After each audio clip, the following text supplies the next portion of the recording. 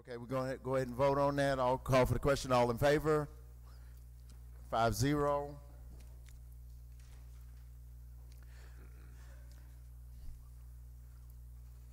To our policy agenda, we're substituting the exhibits only for items 4E through 4K, excuse me, 4I. Then we're substituting item 4K, which is a resolution imposing a moratorium on the issuance of any prospective municipal permits for short-term rentals in RM20 and RM30. And we're adding an item 4L, resolution to approve and authorize entry into federal contract by and between the City of Biloxi and the United States of America. And to our consent agenda, we're substituting item 5D, Exhibit A only. All right, I need a motion on the floor to accept the agenda as amended. Moved by Mr. Lawrence. I need a second. Second by Ms. Newman. Any questions? All in favor? Okay, we got 6-0, 5-0. 1, 2, 3, 4, 5, 6, 6-0. Motion carried. Mayor's report. Thank you, Mr. President, and welcome everyone. This is my first meeting. I understand I missed a good meeting, the first one of the year last year, as far as explanation and length. So I do welcome everyone, and hope everyone had a successful end of the year and the new year. Before I call Lee Young, we've got a huge opportunity for your consideration. Now, what I've done in front of each one of you before I call Lee, and we're really excited about Lee and his whole team and what the possibilities we're looking at as far as Howard Avenue. There is a sort of a spread that summarizes mostly page 8 of each one of these agreements, I guess, and also the sales tax rebate application will be considered too. So it represents, so what is the downside? There is no downside. The downside is if we don't make this happen, what opportunity we're missed. So as you see, the district is Howard Avenue, and really exciting about the possibilities. So we're asking for your support and understanding, and ask, to look favorably on what we're trying to do, and ask questions of Lee or his whole team, and we'll be able to go through. And I think this is a real leap forward for the city of Biloxi, and specifically Howard Avenue. So Lee, are you here? Is he hiding? Lee Young, he's no stranger. I think he was one of the first to invest in the half-shell oyster operation as far as the building and investment. So Lee is the force behind this exciting opportunity. Lee Young.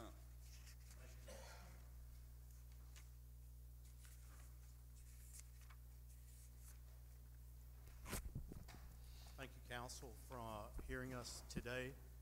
I always feel like I'm being called to the principal's office every time I have to. Lee, if you want to use this, it may help you. Let me do that. Yeah, get space because people want to hear. Okay. Very good. I appreciate the council's time and effort today in reviewing our applications that we made to the city. I have brought the whole team with me today in case there's some questions that for some reason I can't answer, but I'm going to try to do my best to walk you through what we think is going to be a very exciting project for the city of Biloxi that we think is going to generate not only jobs, housing, but revitalize downtown, the likes of which we have not seen in a very, very long time. I know the mayor, it's been one of his pet projects that he's wanted to see. Knowing him and his passion for this, as we embarked on this endeavor, we have tried to keep that in mind in designing, acquiring property, and trying to keep that as a vision for Biloxi, respecting Biloxi's history and restoring that history of the downtown to its heyday, we hope, and we think we can accomplish that. I'd like to make a few remarks. Everybody that's grown up, lived, worked, been associated with downtown even prior to Katrina. I'm going to call it the mall era, when the malls came into place and people vacated downtowns all across the country. People saw what that did to the downtowns. For better or for worse, it was just a natural fallout of that point in time. What has been on the upswing, and thank goodness, throughout the country and a lot of towns, you've seen this, the revitalization of the downtown. We got hit with, obviously, Katrina, the oil spill, an economic downturn, which unfortunately has delayed progress that may or may not have been made with downtown. We now, I was lucky enough to have been involved in the half shell, the restoring that project after Hurricane Katrina. I think everybody now looks at that corner. I still continue to look at that corner in amazement after taking an old bank building, refurbishing it, Bob Taylor taking a chance on Biloxi and bringing that restaurant in at that point, and it's one of his top stores throughout. I mean, he's got stores even in St. Petersburg, Florida, and it still is #1 location, and I'm very proud of that. And I'm also very proud of what grew up around that, Salamuki's, you know, all the restaurants that spurred on. Patio 44, in my opinion, and Mugshots. So what we'd like to try to do, and what our vision was, we bought and purchased the old upstairs downstairs property several years ago, and threw around a lot of ideas. Talked to the mayor back in the day, but we did not see anything actually happening with downtown Biloxi. And it wasn't till the mayor and the council, you guys took the step to redo the street, that we finally knew, okay, the city means business. The city's here to see the downtown come back to its heyday. And so at that point, we got really excited. And we started looking, we said, well, if we're gonna take on this, we don't wanna just do or try to do one building, because if we do one and somebody else comes in and does something different that's not within the keeping of what the mayor's vision is for the street and what the city or people that grew up in Biloxi remember that Howard Avenue to be like, then that's not gonna probably work, and it wouldn't be to our best endeavor. So what we tried to do was locate various properties on the street that were acquirable. Some people, you know, still thought casinos were gonna come in and buy everything. That didn't turn out to be the case. When we started looking at individual properties and looking at the current state of rental incomes, it really made it difficult, because we'd look at these different various buildings and the cost of the buildings and properties, and we're going, with the current state of rents, there's no way to make these things work. So we said, well, let's at least acquire some properties. Let's look at this and see if we can make this work.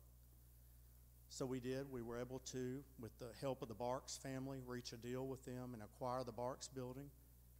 And I'm very happy about that, because they were overjoyed to see that something was going to happen with that building after all these years, something new and innovative, we hope.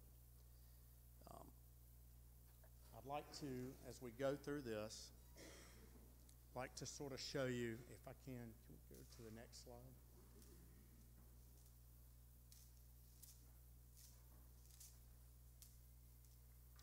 This obviously is Howard Avenue. Highlighted in this brochure are the casinos, the proximity to where Howard Avenue is located. You've got your baseball stadium, which everybody knows, all the new hotels that have come up, and all the restaurants right down there. It did not make sense to us that Howard Avenue should not have the same economic impact to the city that other main thoroughfares like Beale Street, you name the main thoroughfare in Asheville, North Carolina, all these streets that provide millions of dollars in sales tax revenue and property tax revenues because of where this is located. But at the same time, as you're looking at this as a developer, you're telling yourself, well, it makes sense from the location, but look at the rents, look at the current status of downtown. And when you start putting pencil to paper, financially it doesn't make sense. You're asking people to come in and put millions of dollars into these buildings and take all the risk in hopes that what happened with Half Shell or Patio 44 or that area will happen here. We hope it will happen, but at the same time, we're putting our neck out on this, and we all want it to happen. You know, you have this passion. I love to see where things are revitalized and rebuilt, and you've got a new energy, and you've created jobs.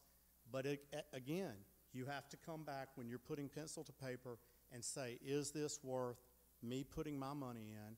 And I'm asking other people to put their money into this development. And if it doesn't make financial sense, despite loving FOFO and the city of Biloxi, people are not going to put their investment there. So that brings us to why. Can we go to the next one? And I want to let everybody know as we go through these pictures, or renderings, these are just renderings. There's a long way to go with what the ultimate look and feel to the buildings will have. Again, this is showing the proximity of Howard Avenue to the casinos and how close and walking distance it is to Howard Avenue. Go on to the next slide, please. These are the tourism dollars that are coming into the city. You know, what based on the new gaming revenues, et cetera, that are coming in. Biloxi is a sought-after place. But again, can we go to the next slide?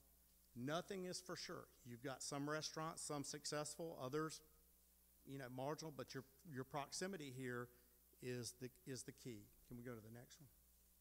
Go on to the next. Again, the casinos. This is, for instance, the first rendering. This is just out of the first endeavor to go with the old Barks. We want to keep the homage to the Barks family, but give it a new, innovative twist. Again, these are conceptual in nature, and we'll go through many iterations with the city before we come up with the ultimate design on the building. But all of these buildings, I want the City Council to understand, we've tried to incorporate to make sure there's going to be housing in many of these buildings. For instance, the Barks building, we were able to learn from the engineers that we're able to go up another story on that building. That'll produce at least 30 units, anywhere from 3-bedroom to 1-bedroom units across there with balconies overlooking the downtown area. And all on the bottom will be restaurants and shops and retail space. Can we go on to the next one? This is another shot looking back towards the west if you're looking down Howard Avenue, and that actually, 786 Howard is where the old upstairs downstairs bar used to be. Now again, this is just conceptual. It's almost what I call a place marker for what eventually will be, hopefully, apartments and retail downstairs.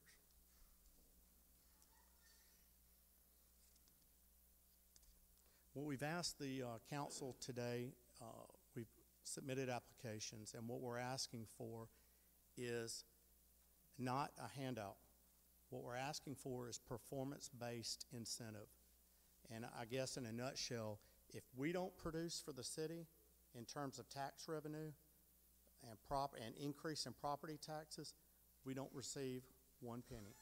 So again, we're asking to partner with the city on this, and everything we're asking for is a performance-based request. You've gotten the spreadsheets of what the projected sales tax revenues are. We hope to add, and just because this becomes an entertainment district, if you will, does not mean we're neglecting the housing. At the end of the day, we're hoping we have over 300 housing units in downtown. In essence, we also have plans for a small gourmet-type grocery to be downtown, where people will be able to shop, you know, buy groceries, etc., and actually exist and live downtown.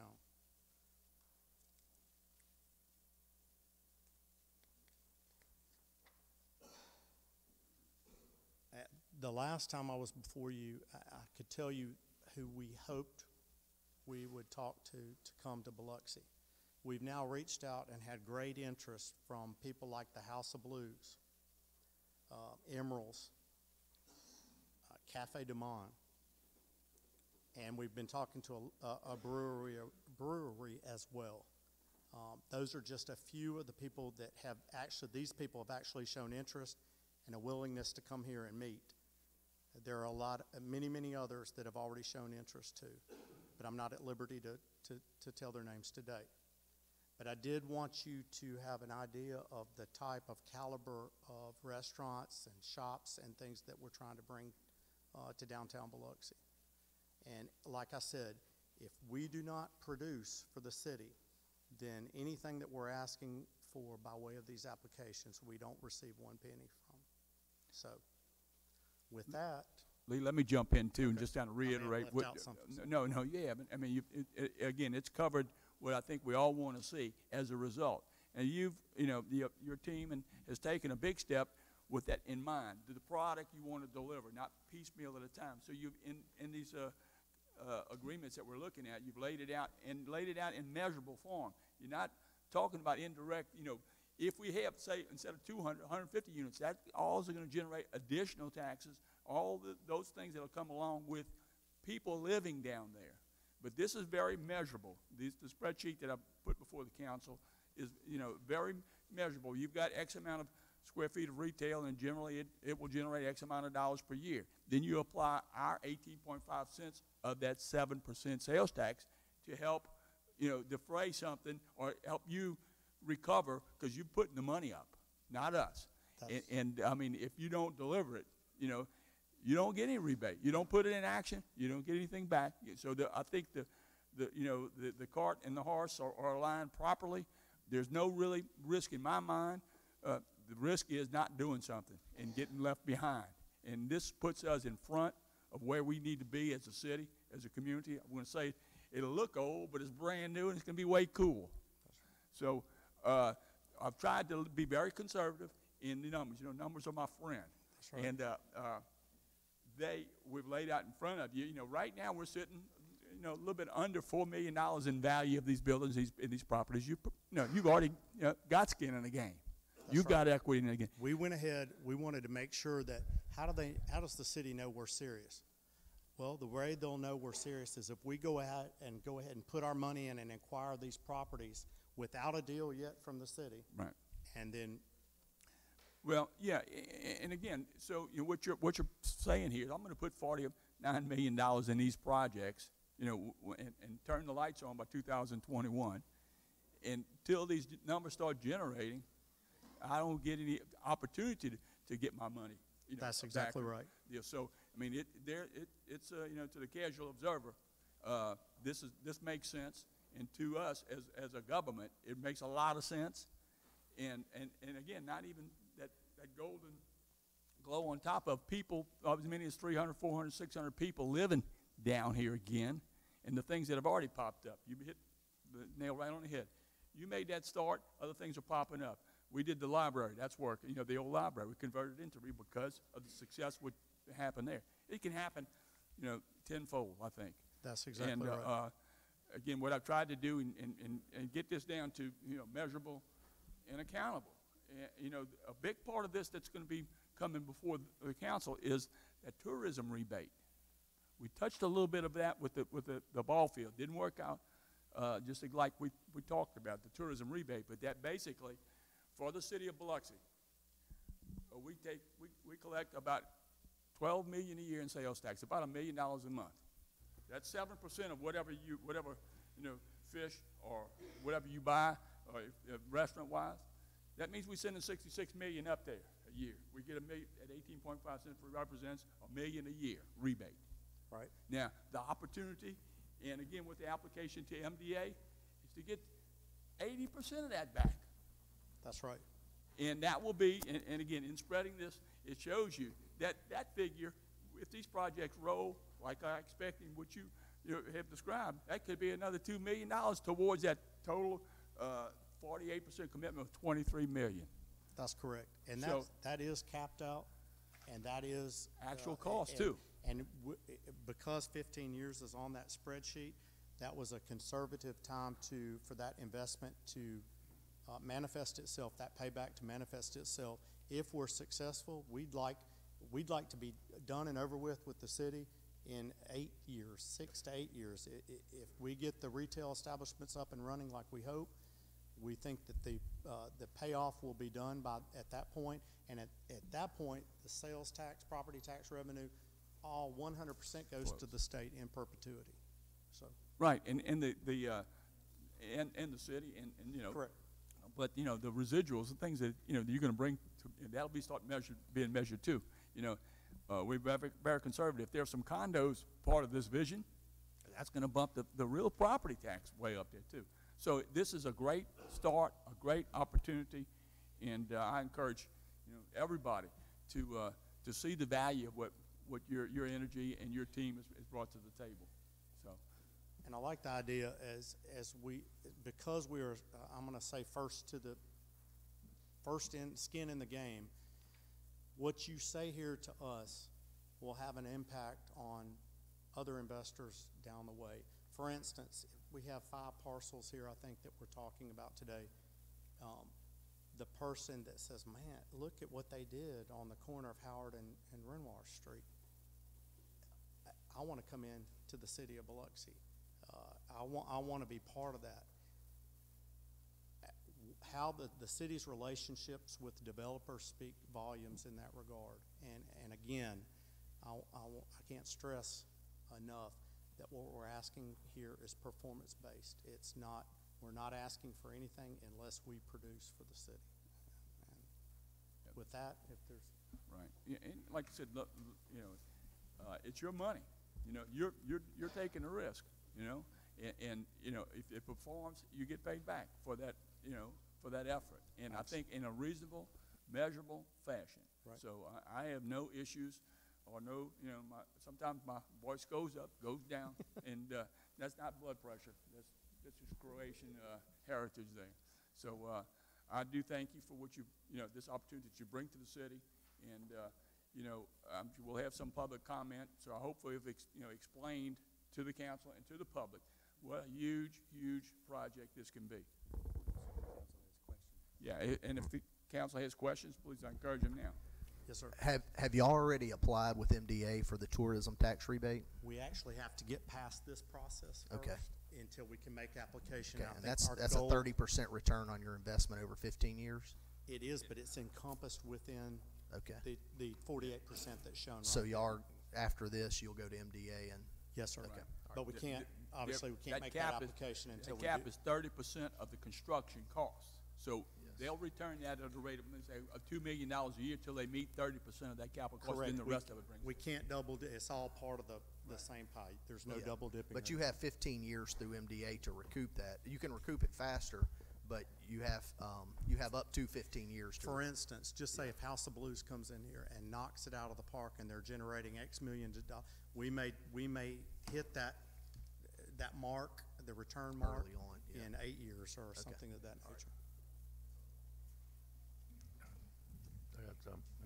I have a question, Mr. Mayor. On your spreadsheet, that last column, tourism rebate sales tax, 61.5%. Right. 65.1% of what figure? Of the 7% that's collected, sales, $20 million in sales. Then that 61% of that 7% results in $861,000 in that first deal. That's not our part. That's what the state is. That's the total of that 80%. 18.5 of that, and 61.5 makes 80% of the 7% that we send up to Jackson. Right, and if I understood correctly, and I may not, so we're foregoing any sales tax the city gets, right, until the MDA is repaid. For those properties. For those properties. Right. On the property tax, we see what each of these properties is generating now. Right. Are we giving up any of the property tax? No. We'll still continue to get what that. we're getting now, Right, and in addition, any improvements as they come on the tax rolls. Exactly. Would you characterize the risk to the city? Neil? I'm catching my breath here. Okay. Well, if somebody can explain what the risk is, the risk is not doing something. I mean, well, that was my next question. Is so what is the degree of risk? Literally the risk nothing. Is that Lee was 100%. If somebody comes in and does something and it gets passed and it completely destroys the rest of the opportunity, then you're stuck with whatever. If they put 10 million in the ground and it precludes something else from happening, then that's the risk. So the vision by by acquiring and controlling these properties, the end product, I think, is what we want as an activity. He mentioned Beale Street. He mentioned some of these other places that the beauty here is it's compressed. It's not like trying to rebuild 12 miles of a boardwalk. Okay, Correct. but it's compressed, and I think that's the risk. Not so much the dollar. We're not risking any dollars. Performance. This is performance diversion, and 5, 10, 15 years, even 8 years sounds good, and it is Correct. doable. We tried to. There was some effort with Crest Live, and they built some improvements and those kinds of things. But it has to be a long-term sustainable. He's talking to the right folks as far as the mix and feel of what restaurants, residents, entertainment, just walkability. It all meets those things. Did I answer that question? I don't know. You did a long time ago. The only other question I have, and I may ask this when we get to, I'll probably ask Sure. this when we get to the item on the agenda, because we've got these, 5 agreements? Mm-hmm. Yes, sir. And I'll ask my other question when we get to that item. Thank you. Let me, just to make sure something didn't get lost in translation, the properties currently generate about $13,000 a year to the city. After all these improvements, it'll be a little over another $100,000 in potential property taxes once they're done. That new $100,000 in property taxes are part of the rebate diversion performance. So then it does involve some property taxes, but that's generated based on based on the improvements. I mean, if we don't do the deal, there are no improvements. We're not getting that anyway. We'll continue to get that $13,000 a year, regardless. Mr. Clavin? Another point, just to be careful, the 100,000 is just the city's portion. The school district continues to get everything on the improvements. So you really are adding to the bottom line of the total treasury, because the school district is not going to be reimbursing. This is a tax reimbursement only of the city's portion of the improvements. Go ahead, Mr. Clavin. Mr. Young, this is a great project. This is a no-brainer. We're your partner.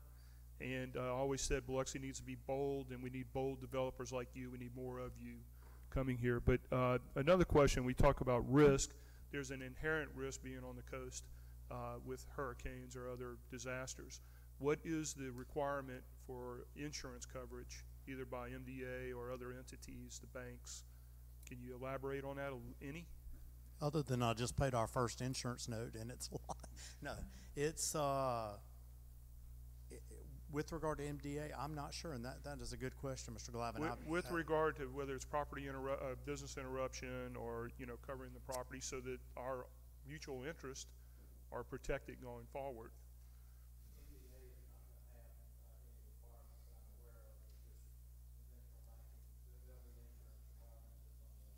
Right.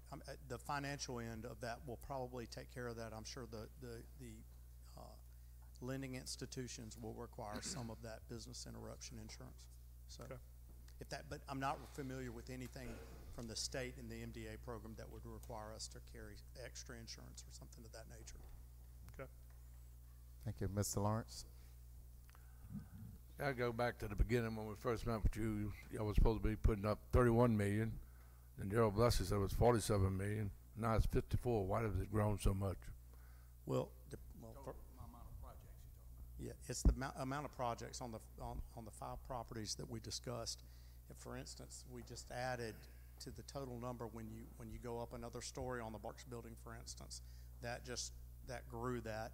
As the concepts change with each piece of property, and as we get the architects and the engineers in there, and they can tell us and help us understand, because obviously we all, I think the goal here is to create as much livable space down there and mirror that with as much retail space as possible to create the right mix. But as you go through these machinations with the architects and the engineers, et cetera, and the people that are the bean counters, I'm not the bean counters, but the people that do that, you want to maximize dollars for everybody involved.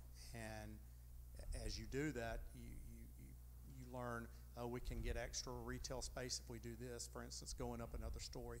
So that investment is an estimate that probably will shift by a couple million, $3 million, depending on what the project is. In essence, if, for instance, with the upstairs, downstairs building, assuming we don't stop at 4 stories, assuming we get a variance that we find it feasible to go up to 6-story buildings, things of that nature, that again is going to be reflected in the total investment that comes in. Lee, let me jump up in your I don't know if spreadsheet, George.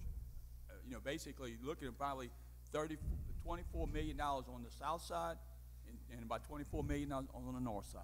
Correct. So of the properties that you have now. So that's the estimated construction or the improvements that you'll be doing. And like I said, we don't have a limit. There's no limit. So whatever it adds to, the feasibility of these properties, we're, all the incentives based on actually what you put in the ground, not Correct. just estimates. So this figure of $23 million dollars was based on that $49 million of estimate. But it's going to be, once those real, and we talked a little bit about how we're going to actually see contract invoices and get that number. So it'll be lock solid. Everything has to be accounted for.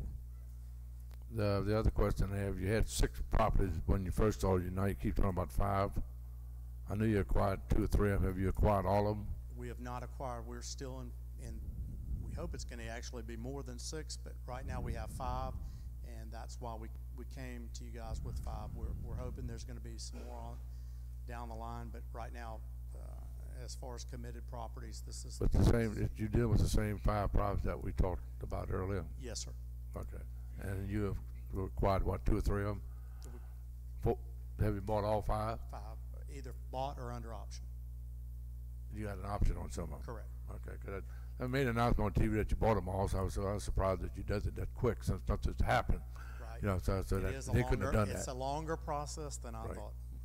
The other question I have, you're talking about creating $775,000 in sales taxes.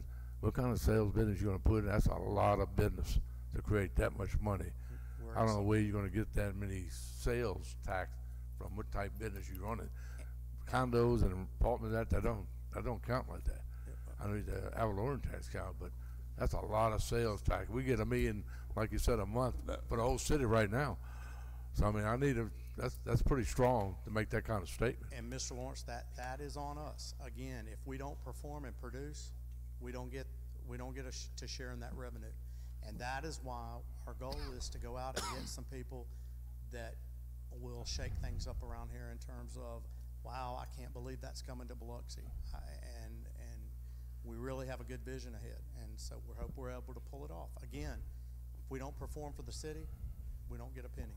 I understand that, but I'm just like you in the group, the investor, to put out $54 million.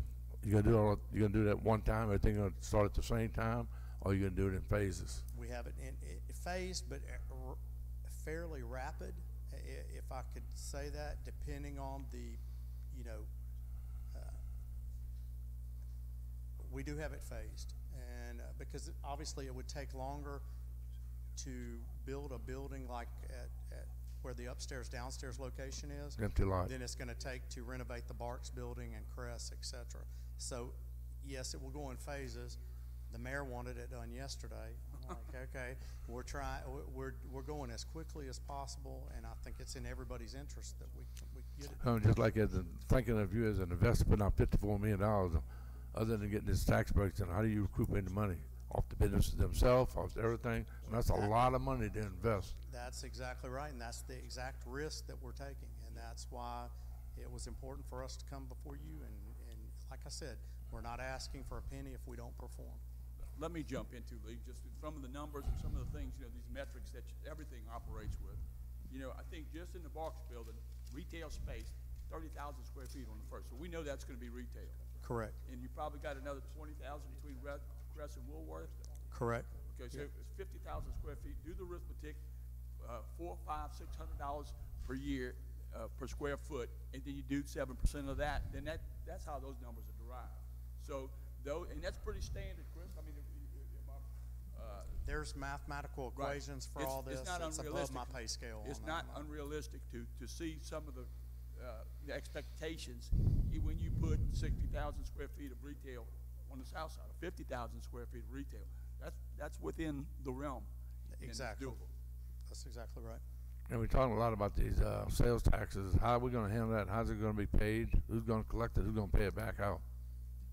This has been What- handled. You want to go ahead? You go ahead, Lee, if you'd like, but I mean, the agreements are very specific. First of all, every lease that Lee does with, let's say, a restaurant, let's use the Park Building for an example, that lease requires the restaurant owner, every month when they send their sales tax report to the returns with the amount of money to the state, they have to copy exactly, same day, same document. Well, it's also,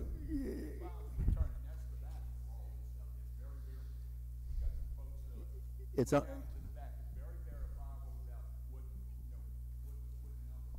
so it's online. The point is that both Main Street organization and the city accounting department will get the same copy the state gets every month. So we'll have a double check on exactly what's going to the state and then verifying what comes back from the state. So, How is it possible that you can send that back through Main Street? I'm sorry, what? How is that possible that you can send that back through Main Street? Main- How you Main- who's going to handle that in Main Street? Main Street, the way this process works is Main Street is essentially the nonprofit middle person who is the administrator of this process. So the AG opinion that Peter got said that if you use Main Street's program, one of the resolutions you have here is to establish this relationship with Main Street. Main Street will make 1/2 of 1% of what his reimbursement to pay for the overhead for the accounting and administration. Main Street, if you recall, some time ago, a few months ago, you appropriated $25,000 to Main Street as a head start for them to bring accountants on board. They have Alexander Van Loon. So Main Street's accountants will administer, verify that the taxes have actually been paid and received by the city.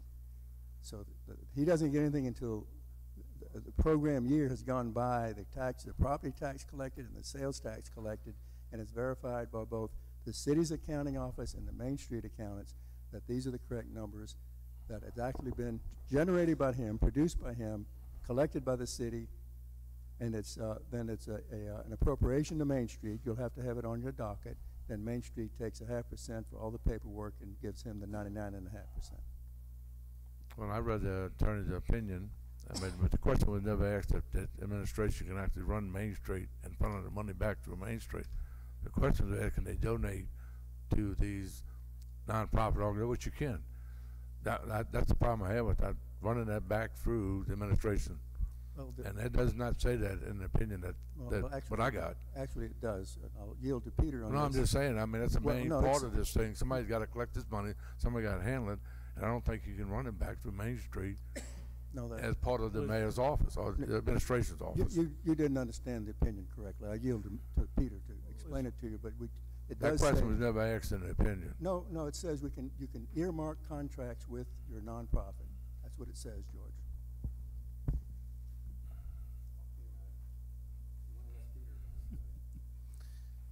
Well, what we're talking about is the city's amount that it can be collected as taxes, and it's essentially using Main Street as that money is going back through Main Street to serve as the vehicle, the nonprofit agency, to give that money back. Because the purpose, what they did say in the Attorney General's opinion, is economic development is the key here. We can defer money or donate money if it's going to promote economic development. And between the jobs and the spinoff businesses, this is without question an economic development question or position. So, And the statute specifically is the Main Street statute. It literally says your Biloxi Main Street organization is what the state set up. This is statewide. It's not just a Biloxi. Anybody in the state can do this. But the statute specifically refers to your Main Street organization for downtown economic development. I think initially before this started too, SMPDD was willing to serve as that administrator to administrate these funds. And they were looking to, I don't know what the number was, but it was vastly higher than what Main Street is willing to do this for. I think on the nature of 5 to 10% was what they wanted as a fee. So we're being able to use Main Street as a great benefit to the city, and we're able to use it for what the statute is intended for. Well, I mean, like SMPD is totally different from the city. Main Street basically is run through the administration. That's my biggest problem I have. I know you have to do something like that. Have nonprofit, that's the way it worked. My problem, I don't want to do attached to the city where it's going to come back and haunt the city or the mayor or anybody else. That's my problem I have with that. Well, being Main Street, because Main Street is an organization. They have 2 employees and both are paid by the mayor. And that's my problem I have. That's too close to me. That's something that was never asked or stated in the opinion. That was my problem I have with that. Right. And as you know, we've eliminated any city employees off of Main Street's board, and we've provided the money for them to hire their own independent accounting firm, which are totally separate from our firm. They're run by volunteers from the city. The board does not have any city employees or members on it, and we vetted that through the Ethics Commission and the Gaming Attorney General as well. So I don't want to get this thing started, then we run into problems. So that's why I was trying to clear this up. I told both of I told you before I'd ask the same questions. Sure. In these open meetings so everybody can understand. It's not against the project, because I don't want to get into a trap. All of a sudden everybody started getting indicted and have these problems and stuff like that. So I want that clarified before we ever start moving any money through anything. Because I just don't see how you can do that. Personally, I just don't see how you can run it through the administration's office and run the money back through there and tax collection and that. That was the problems I had with the thing from the beginning. Not as donating, not as helping a nonprofit. My problem is this is too close back to the city. And that's why when you asked the question, they answered the questions you asked, but they didn't, to me, you didn't ask all the questions. They should have clarified this from my personal standpoint. well, between us, the city, and Main Street Board, we feel like we have followed the guidance from the Ethics Commission, and they've redone their bylaws. All these things have been done and have taken place over the last 9 months. So I hope you're right, because what's coming would not be pretty. So you better hope you're right too. All right, Mayor, any more questions for Mr. Young? Thank you, Lee. Thank you, team. And thank y'all for considering this. I think it's huge. It seems like a good statement. Huge. It's really huge. Thank you, Council. Appreciate it. Thank you. Thank you, Mr. Young. Okay, Mayor, does that conclude your report? That does conclude my report. Thank you. All right, thank you. Okay, no departmental reports. We're going to move on to council reports. Mr. Lawrence? No report, we got enough going on here. Got enough. Ms. Newman? Yes, I did just recently open a coffee shop on Howard Avenue, and we're having our ribbon cutting on Thursday, 5:30 to 7:30. It's called Jacked Up Coffee Bar. So I hope to see all y'all out there and helping us celebrate, and we look forward to the future. Thank you. All right, Mr. Deming? Dr. Tisdale? Yeah, I just want to compliment the Public Works Department.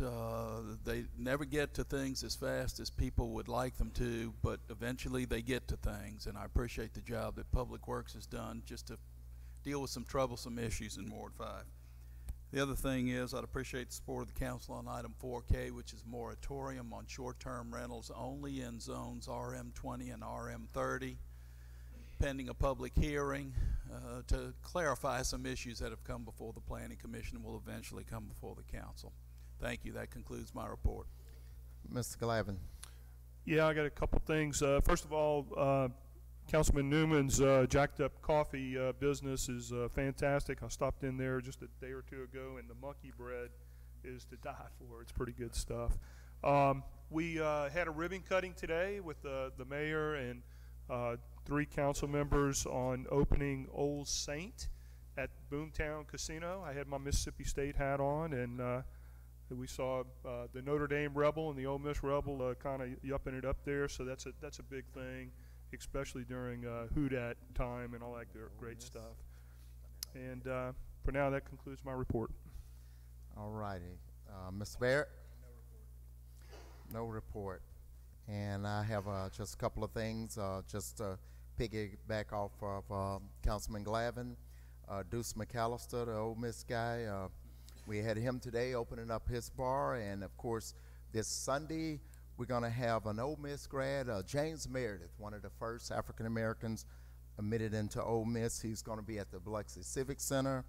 I will be hosting him. We're going to sit down and we're going to have a Sunday conversation, so please come on out and support our Martin Luther King celebration Sunday at 4 p.m. And that concludes my report. All right, we're going to move on to public agenda, citizen comments. We have a total of 45 minutes, 3 minutes per person. Would anyone to my left would like to come up and speak? And please sign in, give your name and your address for the records, please. So please come on up on this side, starting to my left and your right.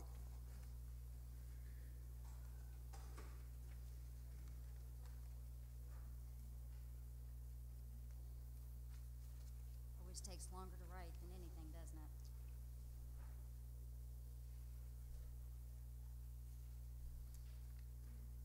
Good afternoon. Can everyone hear me okay? Yes, speak right into the microphone. We better now? Yeah, just No, a not little yet? bit closer. Okay, how about now? There we go. Can you hear me now? Yes. All right. Good afternoon. My name is Suzanne Huber-Giat, and I've lived on the Gulf Coast for over 20 years. My husband, Wayne Giat, has also lived on the coast for over 20 years. I submitted an application for conditional use permit for a short-term rental in November of 2018, and under the LDO that was accepted in 2016. I am on the schedule to come before the Planning Commission this February. The process has been very difficult and stretched out enough, and I really don't want to start the process over. As you discuss placing a moratorium and changing the procedure for applicants and creating maps and finding better ways to regulate future short-term rentals, both the rentals themselves and the applicants, I ask that you reaffirm that those of us that already have an application in will be allowed to continue the process according to the resolution before you today. The reason that I am asking this is after the change was made in 2016 to the LDO, there was only one conditional use permit that was granted for an RM30 zone to date. My concern is that the process once again is being overhauled, and those of us trying to comply with the city's regulations and wanting to have short-term rentals and that are more than willing to pay the taxes or any fees required to do this for the permits are continuing to be put off or held up, possibly in hopes that the issue will go away again. I also ask that you put a deadline on the moratorium so owners can make a decision financially based on the outcome of the procedures being redone. If the council is concerned regarding tourists and guests to our city that prefer not to stay in a casino or hotel, I'd like to introduce myself again. My name is Suzanne Huber-Giat, and I have used short-term rentals all over the country and as far as Hawaii. I am the type of person that you could be turning away from vacationing here or visiting the community and wanting to know the community and not strangers in a hotel. Please consider my request to reaffirm that the applications that are already before the Planning Commission will not be held up, and to place a deadline on the moratorium as you find a better process for the short-term rentals and the regulations and procedures involved. I offer my help on any research in the future or to answer any questions during your process. You have a difficult decision today before you, and I thank you for your time and your service. Thank you, Mr. Hart. Anyone else to my left? Bones will get you next.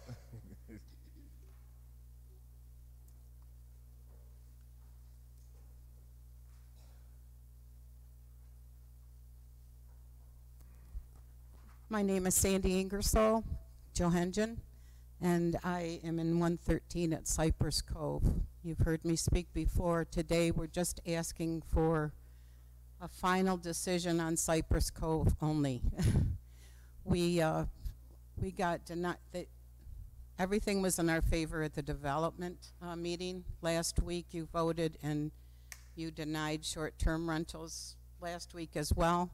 What's happening now is one of our tenants actually, who's been there 4 years, was waiting for a decision from you for last week before she bought. She told me this morning that she's decided to buy in D'Iberville because she can't take the stress anymore. We don't know when this is going to end. You know, our situation is not going to change. We're in a neighborhood. All of our 48 doors open into one common area. There is no back door for people to come and go out of. So when there's any kind of a disturbance at all, we all know it, okay? We are a family there, literally. We're neighbors, like in a home. And just like the meeting that you had just for the last hour, trying to decide what was best for your downtown, our downtown, we want what's best for our home. This is our home. This is not a income-producing situation for the owners, okay, that are there and residents. This is where we're going to live, and probably most of us die. We're not young chickens anymore here. I ask again that if you please can do anything today to make this final, okay? If you look at our neighborhood, there are no businesses. There's no casinos. There's no anything. There's just people who live in their home and want a peaceful neighborhood, okay? And I don't want to be here. I don't want to keep coming back here and bugging everybody. All I want is just to live in peace. And please look at this. This is different than Oak Shores. This is different than any of the condos that you're looking at right now. We are different. We only have one door that opens up, okay? And we, and our HOA policies said there would be no short-term rentals under 30 days. That's why we bought. That's why all of us have purchased. Thank you. Thank you. Anyone else? Come on, Bones.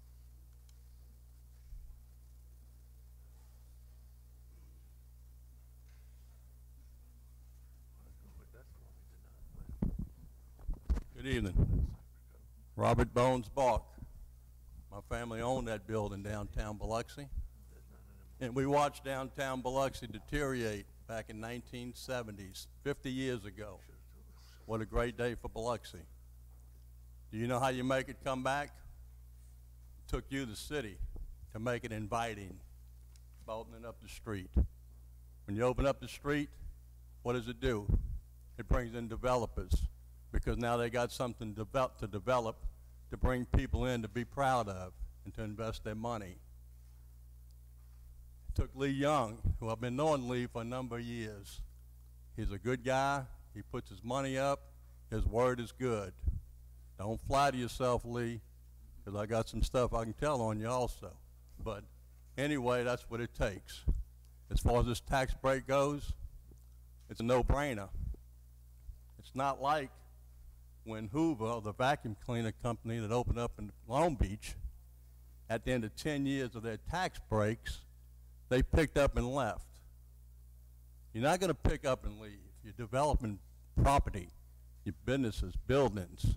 You can't pick up that building. The taxes are going to continue to run. The sales tax is based on performance.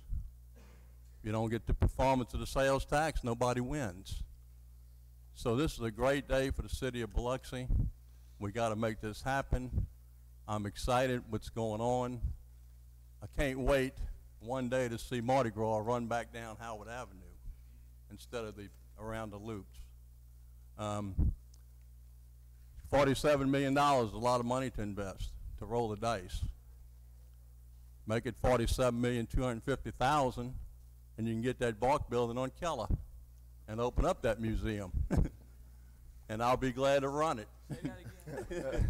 Just add $250,000 to it, and you can get the building.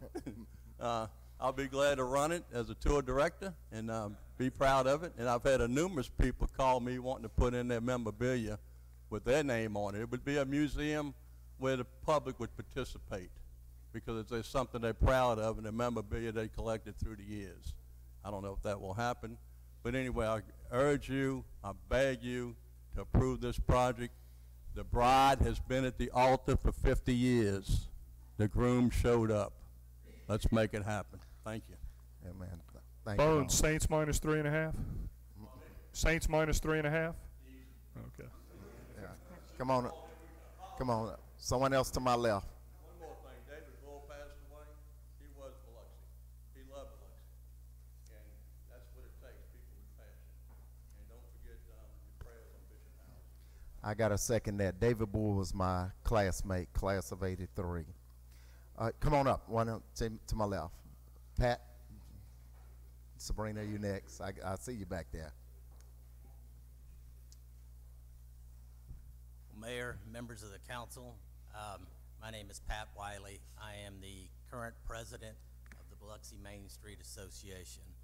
We are a nonprofit collection of volunteers who exist to basically improve the economic development and overall viability of our downtown area. We do projects and activities and support programs such as what you just heard, and also projects like Mr. Young in the district talked about. Our reason to exist is to do things that improve the economic development and overall viability of our downtown area. So we as a group, we're excited to hear about things like the district and the overall opening of Howard Avenue. These programs and these activities are the things that our organization exists to help support. So I just wanted to let you know, as an organization, it's proud for us to hear things like this, because this is what we work for, to do the activities and support programs all year long. So I just wanted to let you know. All right. Thank you, Pat. Come on up, Ms. Sabrina. Stalwart.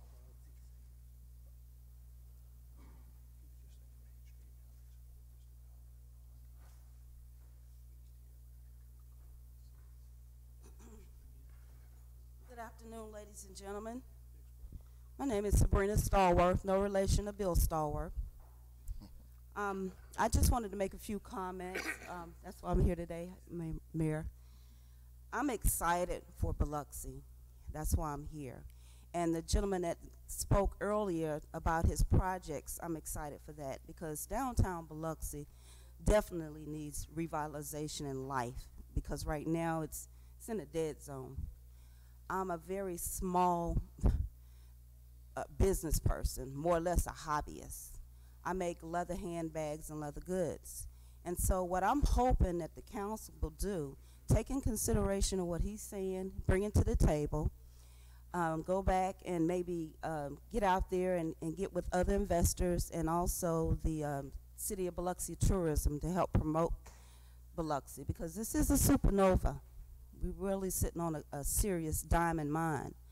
And I'm hoping also that the city, you guys will come up with a slush fund or maybe a seed money for small businesses to help them to grow.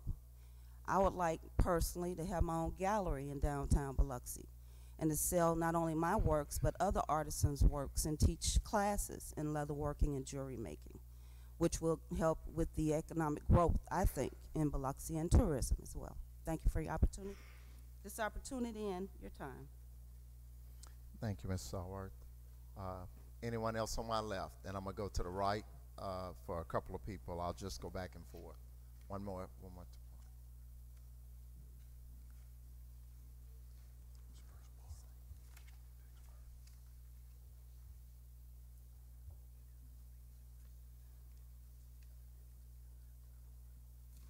Good afternoon, and thank you for your time.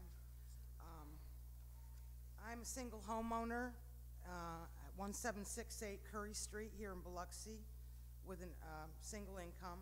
I rent out my master bedroom for Airbnb, short-term rental. Not only does this help me supplement my income, but it enables me to bring much-needed revenue to our beautiful coast and our state. At the same time, it's helped me make home improvements that have increased my property value. I've lived in my home for 20 years, and I monitor my guests. I monitor their parking, their noise level, and I've had no complaints. I even have a petition that every resident on my street has signed. I cater primarily to the family members whose relatives are stationed at Keesler Air Force Base, as I live a few blocks from there. These families, they simply want to support our troops. They can't afford an expensive hotel. My guests in general, they contribute a substantial financial revenue. They patronize our local restaurants, our casinos, our shopping outlets, and our businesses. Airbnb, they collect and remit my taxes on my behalf, and I also diligently pay my property taxes. Allowing zoning laws for short-term rentals is a positive thing for our coast, if only on a case-by-case basis, as everybody's situation is different. But it brings financial revenue to our city and our state, and we can't ignore that. Please vote no to item 4K. Let us have our short-term rentals. Thank you for your time.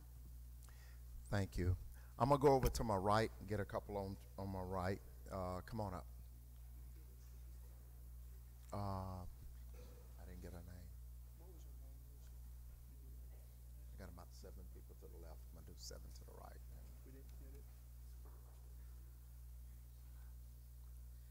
My name is Jennifer Landry. I recently purchased a place in Cypress Cove. Excuse me, I'm sorry, I have laryngitis. Number 204, with the intentions of short-term rental and to provide a place for my family to vacation in the lovely Biloxi area. I also have had the privilege of housing people from Keesler for Christmas and for Thanksgiving with my short-term rental to allow them to be able to have a home-cooked meal with their family who is stationed at Keesler. There are so many benefits to short-term rentals. Not everybody is in the position to stay in a hotel. I myself have a hard time in hotels because I have 5 children. I love to provide a family-oriented place for for people who need a place to stay with their families, and that is what one of the best benefits of having a short-term rental available to people have. Also, it's going to bring you revenue. If people don't short-term rent, people who Airbnb are going to Airbnb no matter what.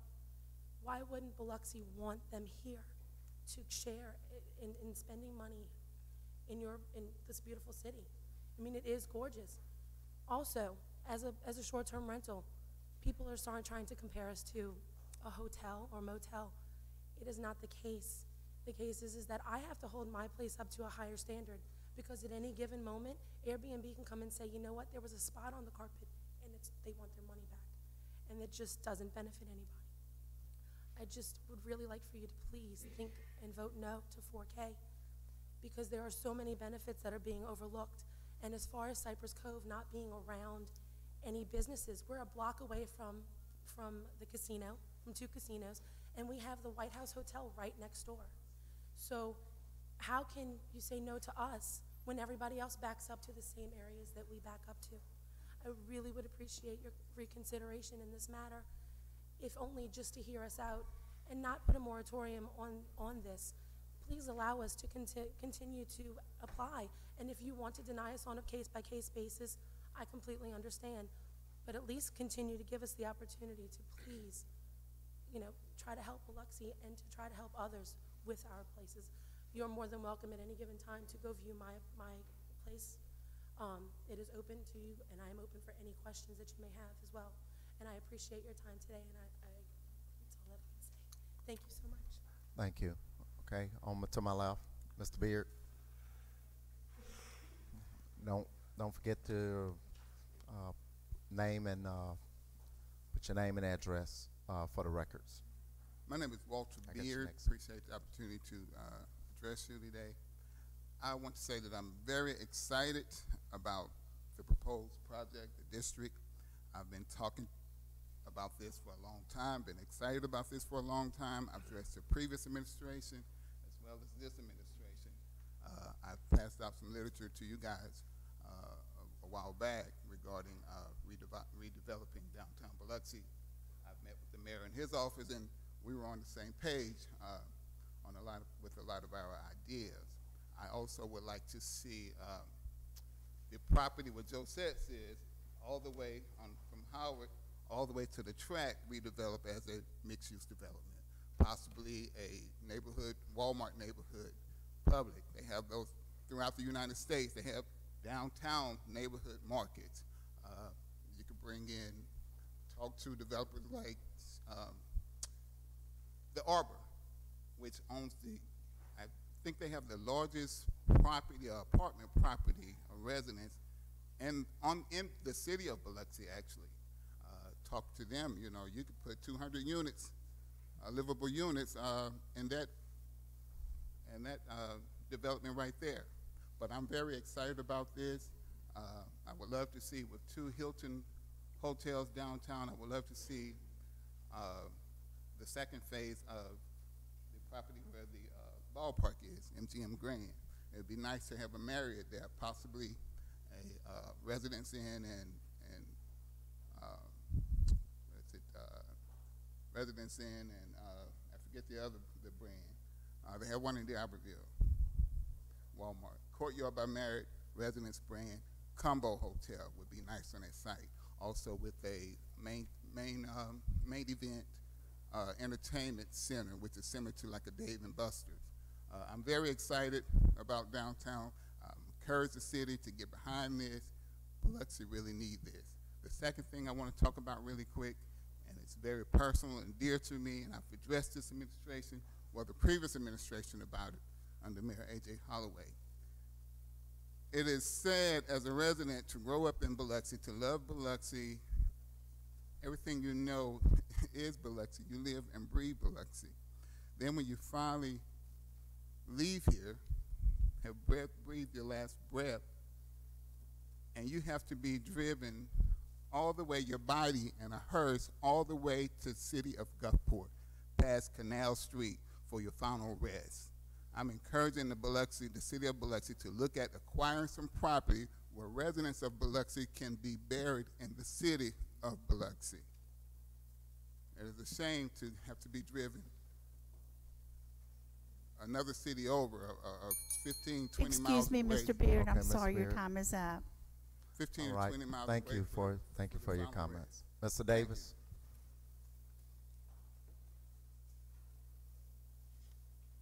Come on.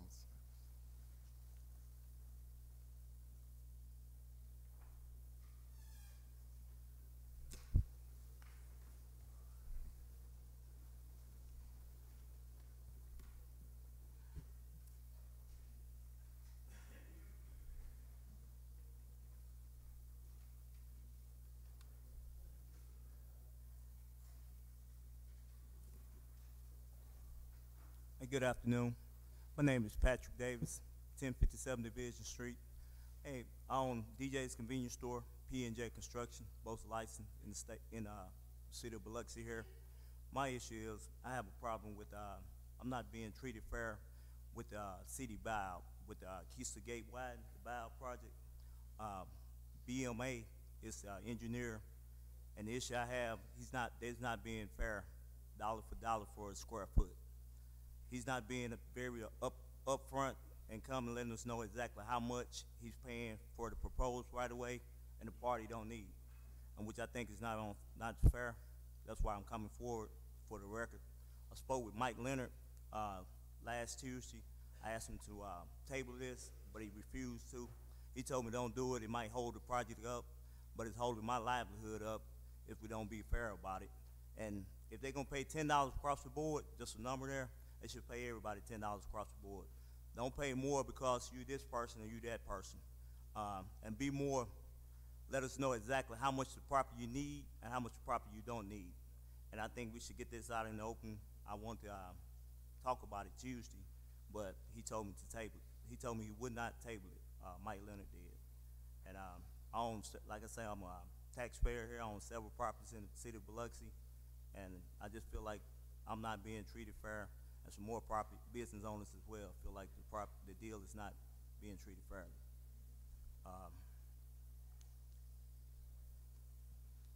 They brought up about the elevation. They buying the same side of the street, the south side of the street. All has got the same elevation. Structure. Some structures are older than others. Some are newer than others. But you're gonna tear down the building when you buy the property.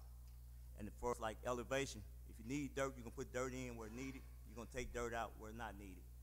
So my point is, I just think somebody needs to look into it a little bit more deeper, and I just think I'm not being treated fairly, so I'm gonna refuse the offer that's being made to me, and I wish we could have tabled it. But Mike Leonard, he's adamantly said, I keep saying his name, but he adamantly told me do not table it because he didn't want to hold the situation up.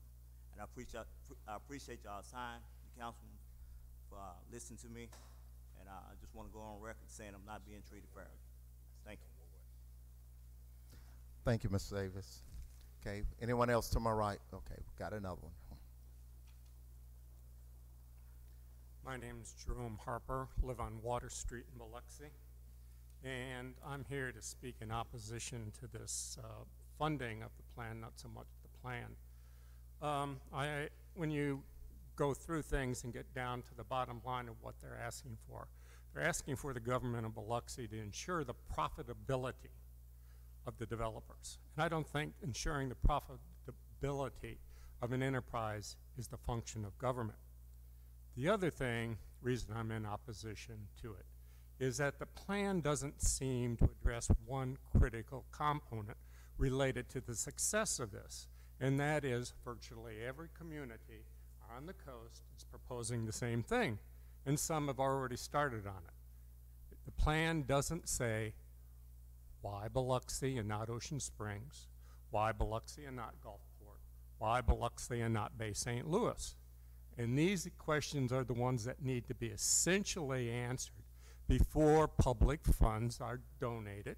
Basically, that's what we're talking about, the donation of public funds to this development.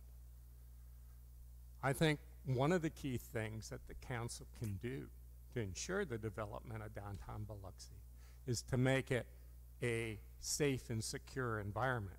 So as long as you can walk down that street, whether there are businesses or not, and be assured 24/7 you're not going to be harassed or a victim of crime, you're not going to be getting people there. And right now that hasn't been done, and the situation, in my opinion, doesn't seem to be getting any better.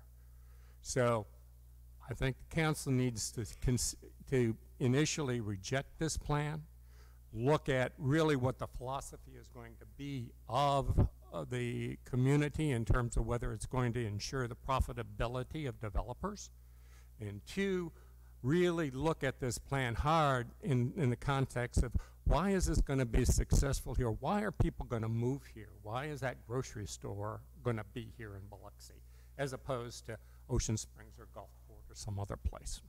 Thank you. Thank you. Anyone else to my right?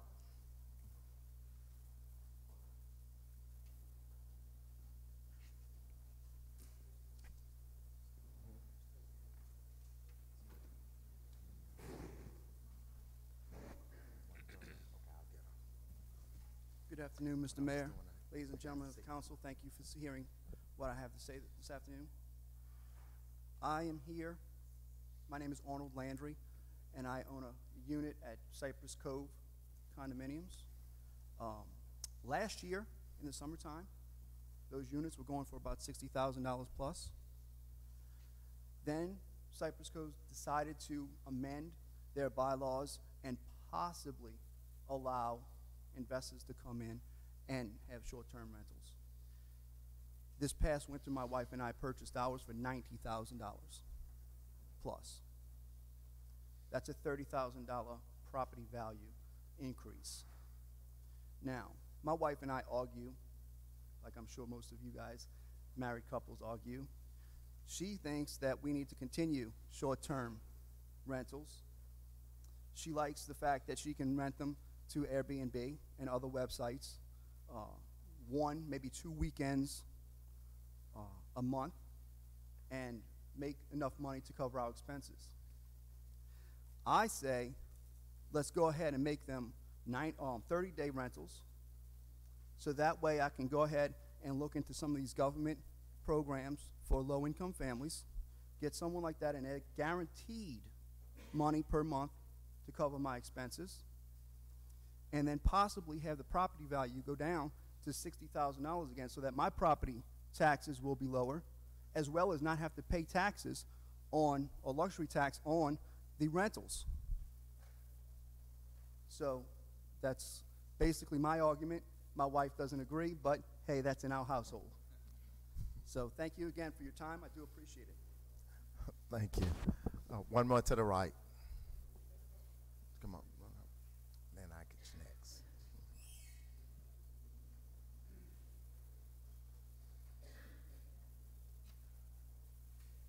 All right, Will Ladnier, 5720 Gulf Stream, and wanted to say a couple things about Airbnb. I'm for it. I think it's really good. I've seen a lot of good come out of it. Met a lot of tremendous, wonderful people through it, and it brings a lot of people to the coast. Become an important part of culture and rentals around the world. It's popular around the world. Met folks from all different countries. We don't have an Airbnb on City of Biloxi, but Biloxi property, but having one, I can see how it would cause some effect to the City of Biloxi. Advantages: people get on there, they explore, they look for unique properties. When they find one, they come to that property. They'll come to Biloxi because of the Airbnb. It's not a big impact on hotels. I'm sure there's a slight bit, but it's bringing in a lot of new people. And when they come here, they go to the restaurants, they go to the casinos, and they spend money in Biloxi. And there's a tremendous amount that aren't looking just for some little cheap place, they're looking for a unique property. And we've stayed in Airbnbs, and we've gone to places because they had a unique Airbnb. There's tree houses, there's boats, there's airplanes, there's really nice old houses, there's mansions, there's castles. And it allows people to see and get a different window into Biloxi and stay in some really neat places that Biloxi does have. It allows Biloxi to showcase beautiful and unique properties and the personalities of the host. It allows more diversity of overnight stays in Biloxi to guests. It increases tourism. It turns people that are otherwise passing through into spontaneous guests that then discover Biloxi and hopefully plan a longer stay in the future. It gives our Biloxi guests what they want, which is more choices and the freedom to have choices. Generates tax dollars. We've had some guests from India that love the rivers here and how they were undammed, and she teaches all about reasons not to dam up the waters of India, and she wanted to come here and see things. And she did that just because of the Airbnb that was here. She started researching Biloxi and found out all those things, and she came and stayed and brought her family, and we've had that over and over and over. I wonder when the moratorium would be lifted, because we would like to maybe have one unique property in Biloxi. Excuse me, Mr. Ladner, your time is up. Okay, thank you, Mr. Ladner. Okay, over to my left.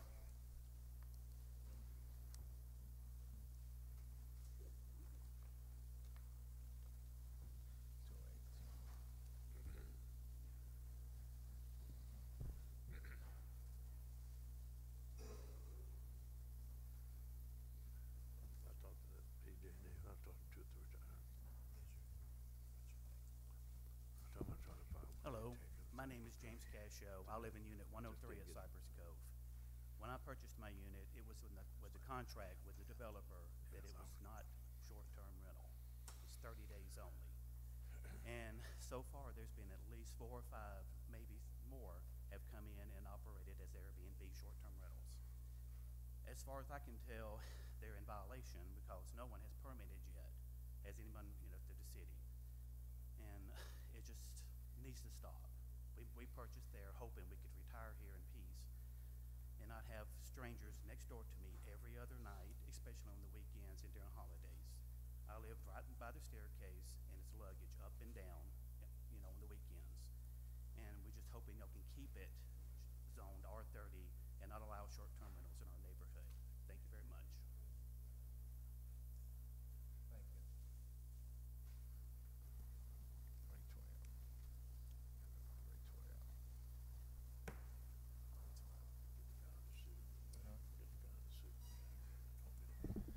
afternoon. My name is Benjamin Sims. Appreciate the council for the opportunity to speak briefly.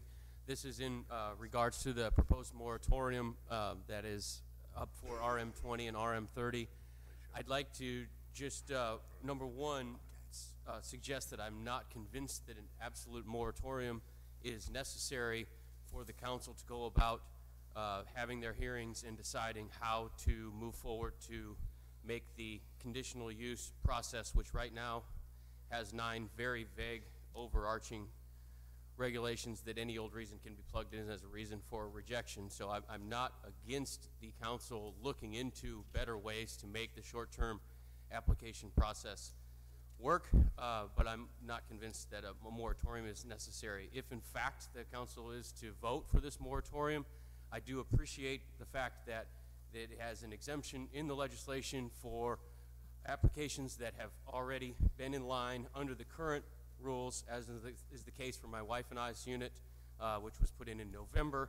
I would hope that that would stay with the moratorium if in fact it does pass, and I would ask that there please be a sunset provision so that this thing doesn't drag out indefinitely if in fact it passes, as some of us have very expensive financial decisions to make if in fact this is just an open-ended forum to change these rules down the road. So that was pretty much what I'd like to say on the matter today. Thank you. Thank you. Man in the back, you've been raising your hand for a while back there. You're next.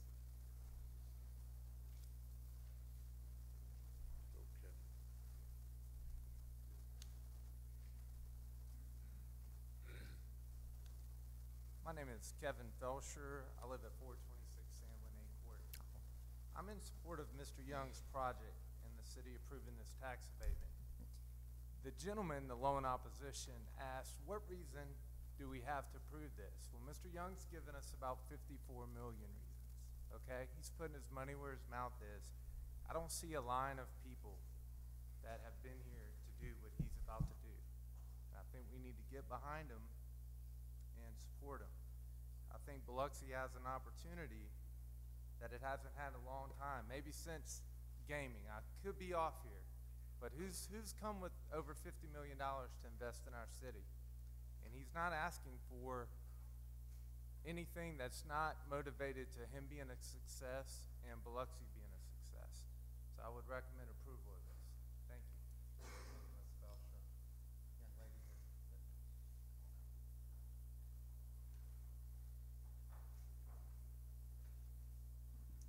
Hello, everyone. My name is Linda Willison. Thank you for this opportunity to let me come and speak today. I get off work from my business and I get to sit down because normally I'm standing up all the time. So these are just little handouts that are quick little references to look at concerning short-term rental at Cypress Cove.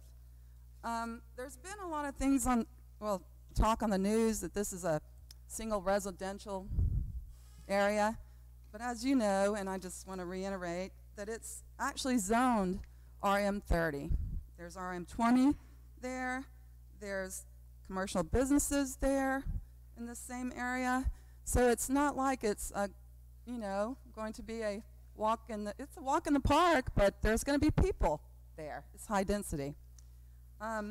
What Cypress Cove has done has put in rules and regulations, and it was said in the HOA when I purchased at Cypress Cove that it was zone 4 and okayed for short-term rental. The terminology might not be correct, but it was okayed. On the second page, you'll see that there's data supporting that 77% of the owners of the building, the condos, are for short-term rentals. So there's data there. If you go to the third page, there's Cypress Cove rules and regulations that updates. The HOA board has taken the following steps to promote harmonious living conditions for all residents at Cypress Cove. So, I mean, it's going to be harmonious. It is harmonious. I mean, there's people, and there's rules, and there's regulations, and there's steps to take. Maybe before there weren't steps to take, but they're put in order now. The conditional use standards. All this is just showing that it's optimal spot for this, for people to come into our community, to have an option instead of Going to a casino, they might want a little more quiet option, which is a short-term rental that is regulated, and it's not going to be noisy. There's things set in place. If there is a problem, there's someone to call. There's procedures to take. So it's not going to be run rampant, amok. It's a business, but it is done out of love. Because I'm a resident here, I do things out of love. I have a business here. I do things out of caring, not just for myself. If I just care for myself, I'd be somewhere else. But I care, opened a business here, built a home here. And I'm not talking about this business. I have a business that I have, a small business that I take care of. So just like all of us, we all are in this together. So let's make the best of it. Thank you. Okay, I have about time for two more. Okay, one, two. Well, just do you guys. One, two. We got to get to Saints guy. My name's James Barney Foster. I started short-term rentals about 4 years ago. It took me almost a year to get it approved through the city of Biloxi. During that time, all the residents, I was doing it. So the residents got to see it on the street, how it worked, and everybody on that street, I brought petitions with me. Everybody on that street approved my short-term rental on that street. There's no negative impact from it, and it was all positive. And I'd like to bring out one more thing. Airbnb had a meeting over at Patio 44 with a bunch of us. They pay the sales tax for us straight to the state of Mississippi. They made a deal with them. The state of Mississippi thought it'd be $240,000. Well, the first year it was over $1 million. The first year, that was 2017. And it just blew them away.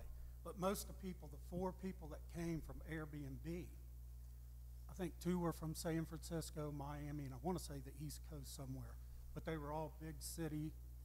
And what blew them away about Mississippi, Hancock County leads the country in women-owned businesses at 77%. And Harrison County was at 67%. Women-owned businesses, which it blew them away that it was Mississippi leading the nation. But it's all positive. I've had no complaints in over 4 years of doing it. Everybody that rents the house, they're great. And they all have their own specific reasons why they want to rent from you. And a lot of it with me, it's because they have pets. And a lot of it, you'll get them coming from Atlanta or Detroit, and they want a meeting point. And it's a big group, and they don't want to stay in separate hotel rooms. They want to stay together. But after doing it for 4 years, it's the best thing I ever did. Oh, and the last thing, the neighborhood I do it, it's Briarfield Avenue. There's a lot of new construction going on in there. I lived and grew up in that neighborhood. We moved out of that neighborhood because it was going downhill, because it was mostly rental property. We moved out because of what our kids were seeing every day. Well, after we moved, we converted to the short-term rental. Some other properties went short-term rental. Now there's more properties short-term rental. And now there's a lot of new construction. All these short-term rentals, I mean, I was able to go put palm trees in my yard, white picket fence, made it real nice. I keep up on it, keep the yard cut regular. But now there's a lot of new construction going on in the neighborhood. Was it because of the short-term rentals? I'm sure part of it was because of the short-term rentals, because a lot of the houses that were in bad shape turned into short-term rentals. Thank you. Thank you. Okay, come on, sir.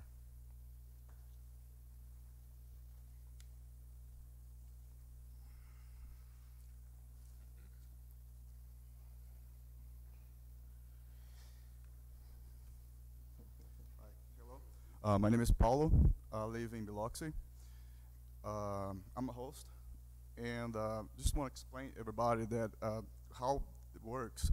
We screen the people through the website where they give their information, where they live. On top of that, by reviews, we can decide if we want that person or not, that guest.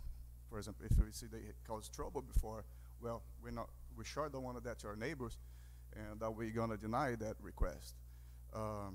Because we can. We allowed to do that based on reviews.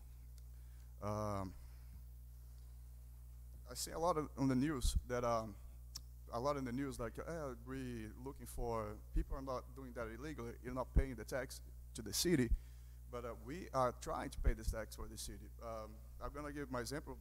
Last 2 weeks ago, I got a deny on the IM30. I got a deny even that I had a public hearing, and had no neighbors there to complain about. They denied. The planning commission denied. And so it's just make it a little bit difficult for everybody paying try to help the city in paying tax. And if you deny short-term rentals, I think the city gonna be leave a lot of money on the table. That's what I'd say. Thank you. Okay, thank you. And I have time for one more. You got the Saints jacket on. They won this weekend. All right, you're the last one.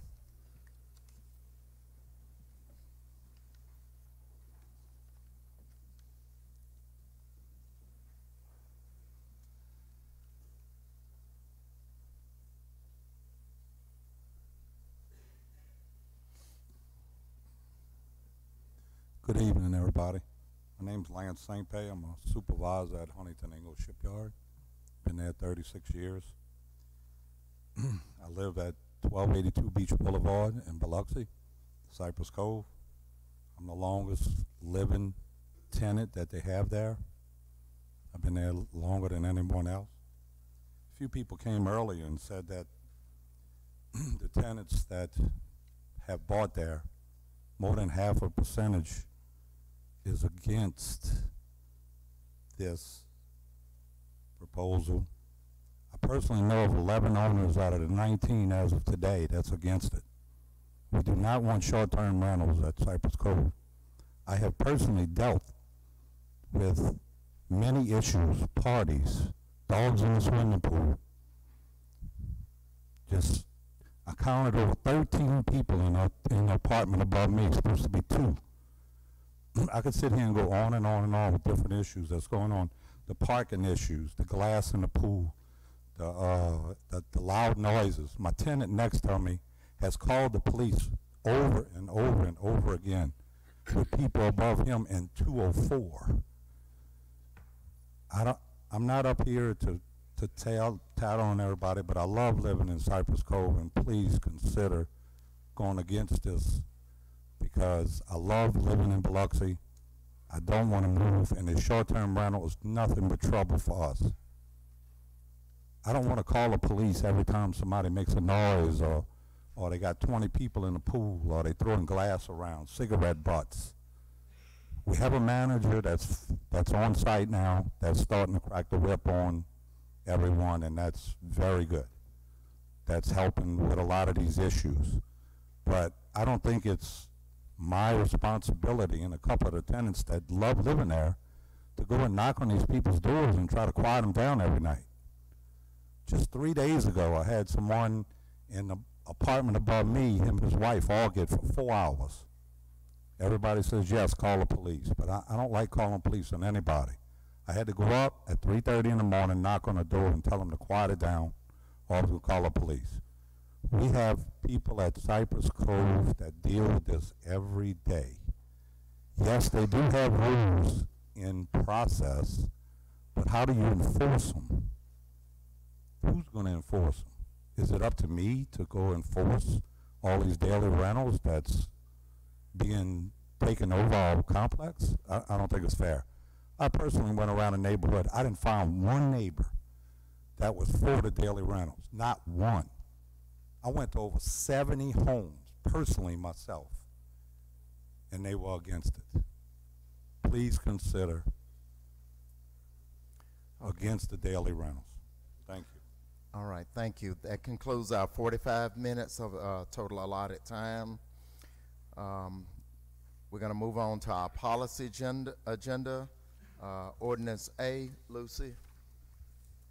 Ordinance to approve a zoning map amendment from RM30 high density multifamily residential to RS7 medium density single family for lot 32 Savannah Estates subdivision, and that was previously moved by Mr. Glavin and seconded by Mr. Tisdale.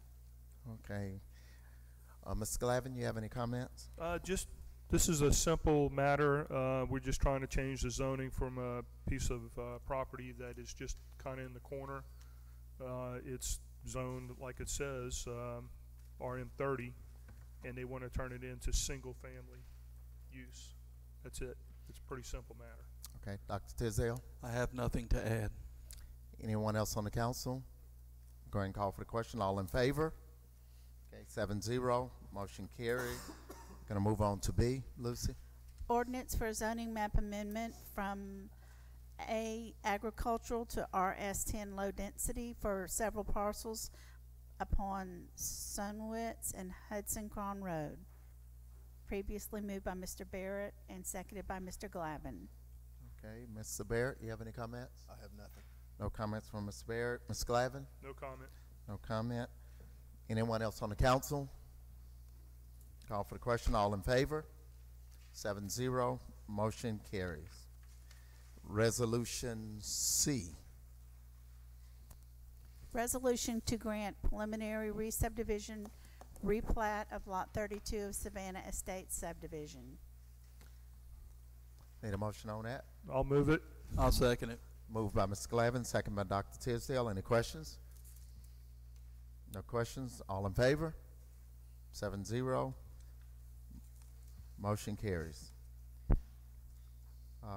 Item D. Lucy. Resolution of the mayor and city council supporting the Howard Avenue redevelopment project, a mixed-use development. Moved by Mr. Was that Mr. Deming? Need a second by Mr. Barrett. Any questions? Questions, anyone? Mr. Dr. Tisdale? Yeah. Just if it's okay. Just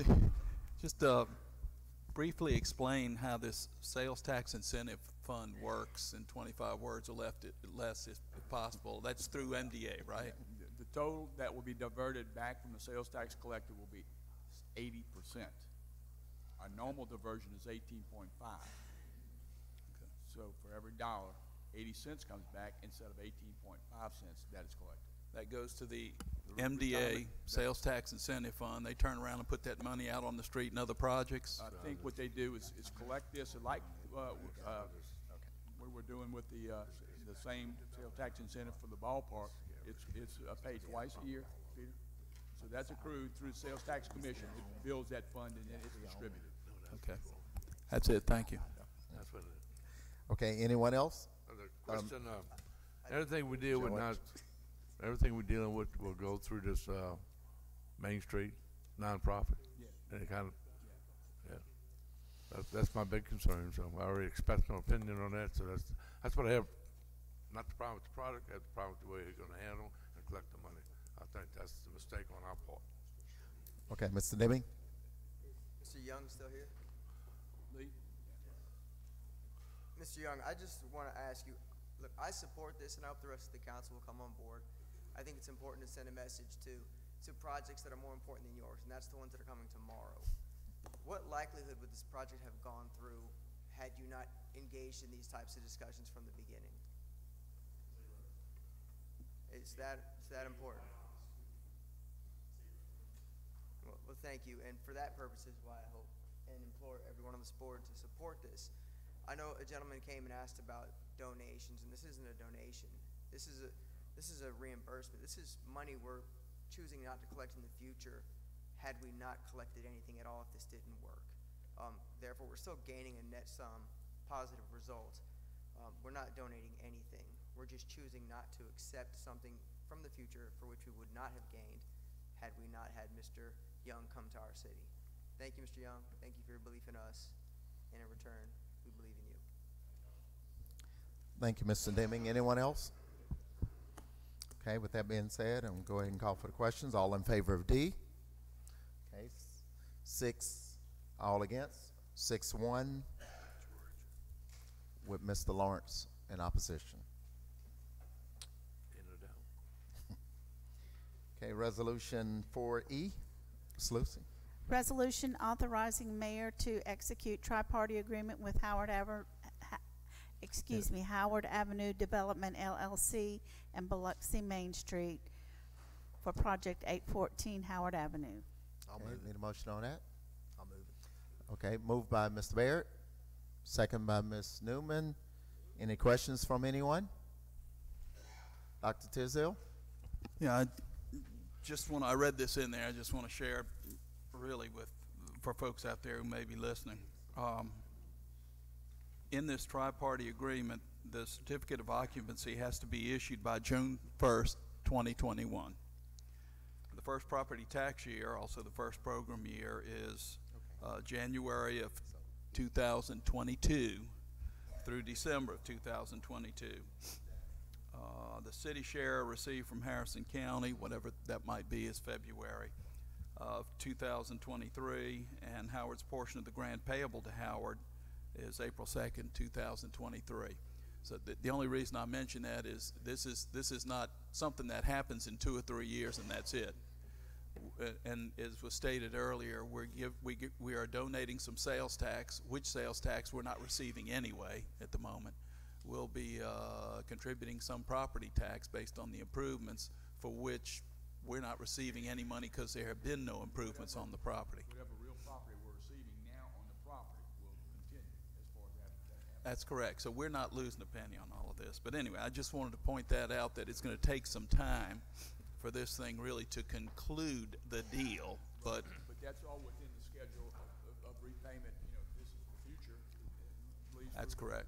Well, we will also back that property tax out of our budget for that year, because we'll factor that into our budget for 2022. Right. Just somebody just needs to make a note of that. Okay, thank you. I'd just like to add on the sales tax part, not only are we giving up our portion, the state is giving up their portion that they normally hold for the state. So they got a stake in this game to make this successful along with the municipality. Thank you. Peter, can I offer a motion? I don't know if it's proper or not procedurally that we vote on E through J together. It's essentially the exact same thing. The only thing different is the parcel number. Okay, Mr. Deming moved that E through J be combined together. So we're going to vote on it together. Second by Ms. Newman. Okay. E through we I. have E through I. E through I. E through I. Okay. E through I. All these substitutes. Okay. Moved by Mr. Deming. Second by Ms. Newman. Any questions on E through? Any more questions on E through I? Any more questions on E through I? Call for the question. All in favor? Okay, that's 6 and 1 against. That's E through I. 1 against.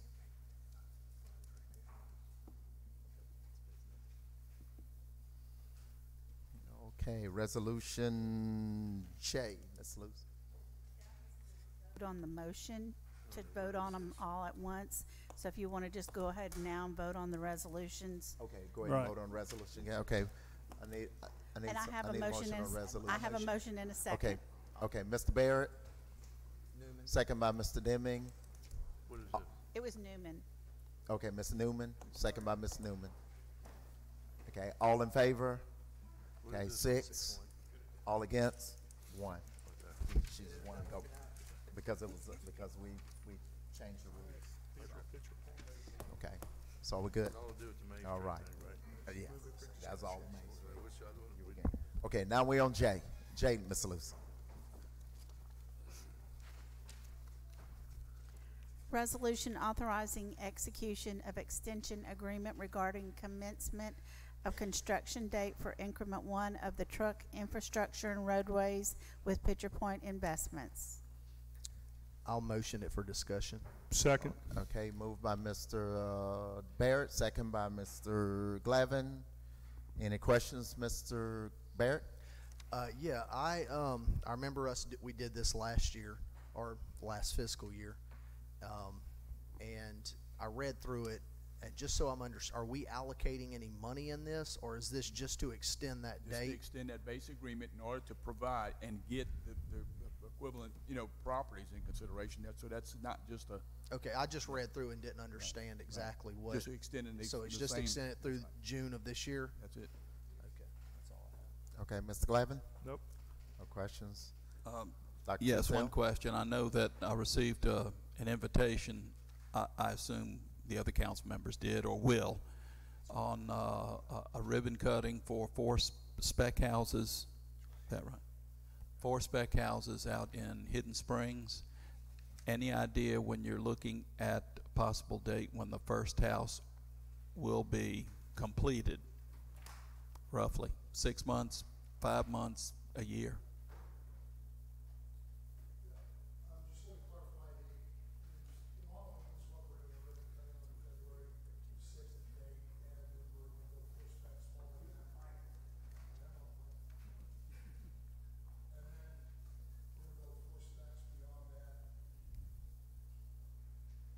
You're on. Yeah, just when will the first house be completed, roughly? I'm not going to hold you to an exact date.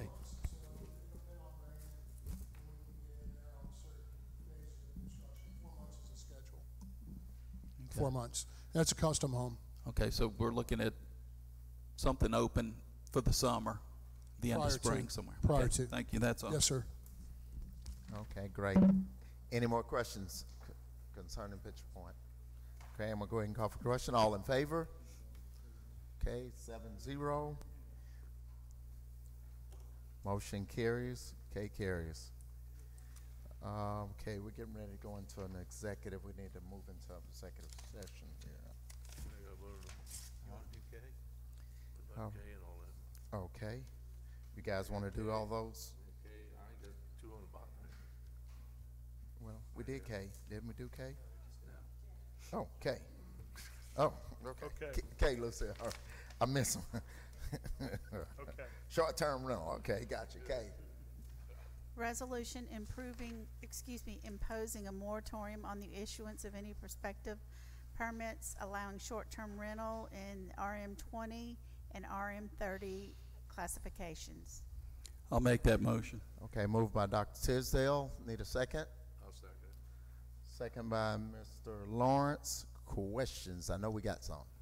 I'd like to make a few comments, if I might. Go ahead. I'll try and keep it short, and sometimes that's not possible. How many of you today out here, seated out there, are operating a short-term rental in the city of Biloxi? Just raise your hand so I can get a sense of. So that's 2, 4, 6, 8, 10, Legally. 12. I'm getting that. 12. How many of you 12 can produce a permit from the city of Biloxi that allows you to operate a short-term rental property? Okay. I'm getting around that. My intent is not to embarrass anybody, it's just to make a point here. Yes.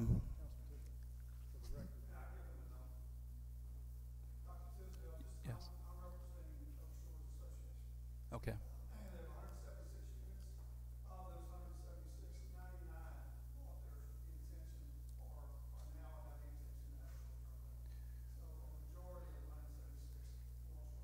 How many have a permit? Okay, I'm sorry. Okay, no one raised their hand for permits, but here's the point I'm trying to make, and that is if a couple of things to try and simplify it. Short-term rentals are not permitted in single-family residential neighborhoods or zones. So if you're in a neighborhood somewhere and you don't have a permit and you're operating a house as a short-term rental, you can't do that. You can't do it. It's not permitted. All right. Now, if you have a commercial or business zone where you're operating a short-term rental, not a problem, except you have to get a permit from the city. We have to know you're out there. The issue and the reason for my motion on a moratorium is that we have apartment complexes that have been flipped to condominiums or in the process of being flipped to condominiums. So you have some people, some residents, who are now, might have been in an apartment, it's now a condominium. They're enjoying their property, and I get to do anything but live in it 24/7. And you have other folks who have come in to put short-term rental operations on the market without getting a permit, which, if you applied for a permit, you'd know up front, don't get heavily involved in this until you come before the Planning Commission and get approved for an additional, a conditional use. So A, there's a procedure out there. B, there are a lot of folks. I got a call from somebody with the Airbnb, and I asked how many short-term rentals are operating through the Airbnb platform in Biloxi. 110. Now, as of, I think, at the end of last week, we have 16 locations permitted for short-term rentals.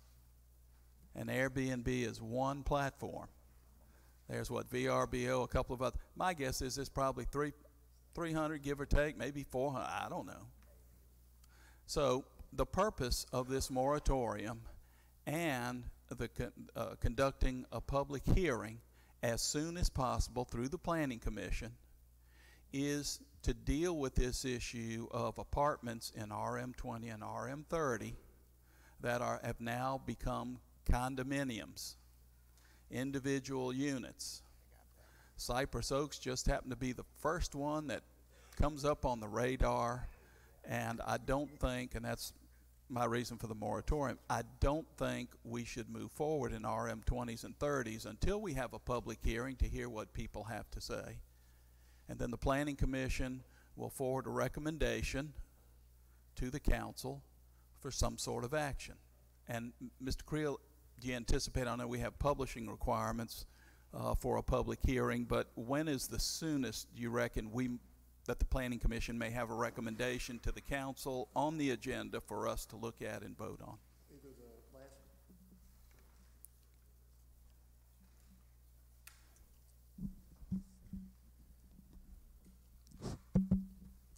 Either the last meeting in February or possibly the first meeting in March, we could meet the advertising requirements for. Right. So it's going to take several weeks. That sounds like what, 6 or 7 weeks. Yes, for the process to unfold. And I hate to do that, but I hate to. I'm not wild about moratoriums to begin with, but it's a very complex issue depending on which side of the issue you are on and what you've invested in. And I do want to say one thing. I don't know, is Barney Foster still here? I think he left anyway. His was the first short-term rental approved in the city. It was in my ward. Barney did a great job with his property. Great. Everything he said was spot on. I'm not against short-term rentals. There's a place for them to operate in the city, but what causes my last hair on my head to tingle is the fact that nobody's doing what they're supposed to do if they're going to operate a short-term rental and see Mr. Creel at his office and start the permitting process, because there's some things you've got to do to get the permit if you get the permit. And part of that involves safety inspections, among other things. And part of it involves tax collections to the state and to the city. So I think a moratorium is in order, with a public hearing to be scheduled as soon as possible, followed by a recommendation from the Planning Commission as soon as possible on this issue. And just to add to that, for those complexes that are not willing to wait for that public hearing, they always have the right to request a zoning change for the property, to go to CB, RB, or one of the zonings that allow short-term rental as a use by right. So in essence, we wouldn't be holding anybody up. They would have another option rather than just wait for the outcome of the public hearing recommendations. Okay. Go ahead, Ms. Lawrence. Since Mr. One Head Tisdale brought this up, the one head in the middle got excited. They asked the extra question now at a time. You know me, always looking at different things, different ways. If we doing short term and they're doing it wrong, what's the penalty? What's the violation? What happens then? If these people say they're doing this illegally, whatever you want to call it, or not what they're permit to do it, and you said it's a violation, what is the violation? To them. Violation is they're operating without a business license. And what is a fine? And Anything we goes would, with yes, it? sir, it would be a fine. We would We don't handle put them it in through- jail on that, do we? We would handle it through community court just like we would any other land code violation. Have you done that with anybody yet? Yes, sir, we have. They're kind of on hold until the outcome of this meeting. The problem is that right when we were in the middle of, you know, the city council had remanded changes to the short-term rental back to the planning commission to reconsider whether or not we need to create an overlay district or whether or not maybe we needed to reconsider allowing them as a use in single-family residential. Well, the planning commission conducted that meeting and had made some recommendations that we not do the overlay district and we not allowing it, continue to not allow it in single-family residential. And that recommendation was on its way back to the city council when we started receiving all the applications about the condominium complexes that came in.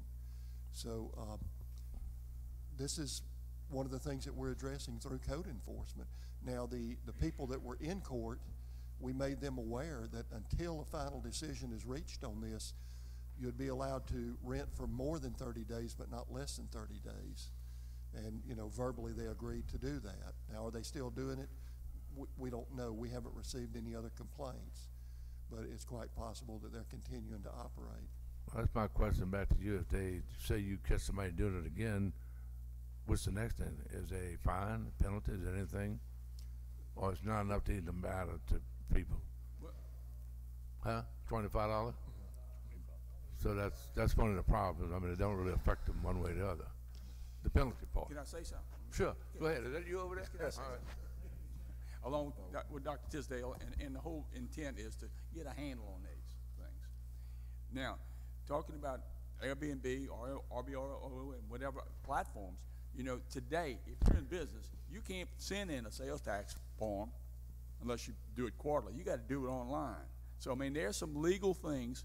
How can Airbnb, how can anybody collect sales tax for entities that's supposed to? So, I mean, there's some challenges in what do you do? How do you account? You know, with the state tax commission and some, you know, a TAP account is what I'm trying to say. You got to have a TAP account in order to do your monthly sales tax returns. So, I mean, there's a lot of challenges that need to be looked at.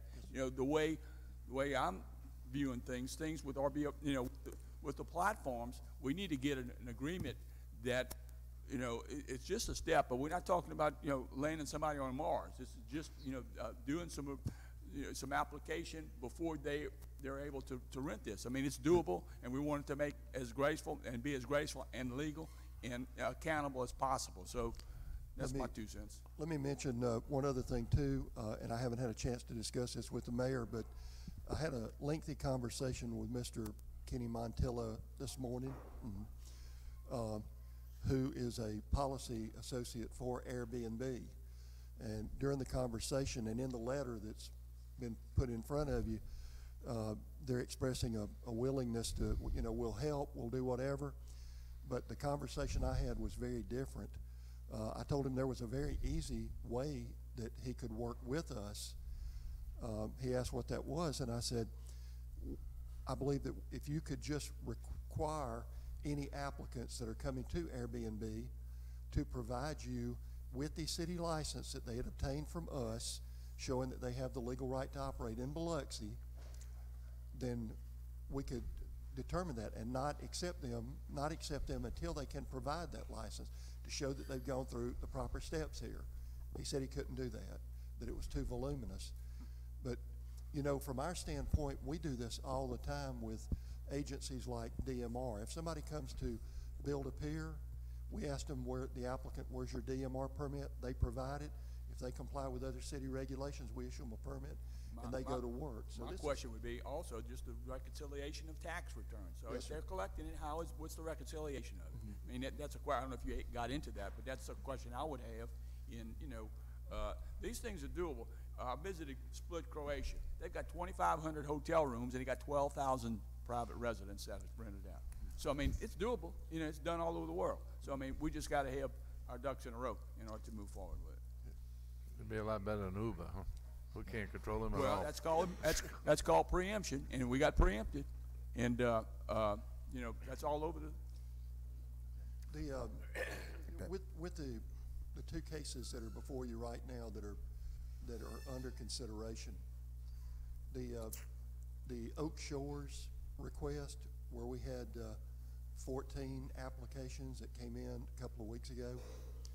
You know, the current short-term rental ordinance says that you're prohibited from having more than 4, and this is under a conditional use. You're prohibited from having more than 4 properties on any one single tax parcel to be used for short-term rental. And the reason that's in there is that the assumption is that if you're going to have more than 4, then you need a zoning change. And this is what the Planning Commission did with Oak Shores when those applications went before them 2 weeks ago. They denied the 14 applications that came in and recommended that Oak Shores come back and request a zoning change.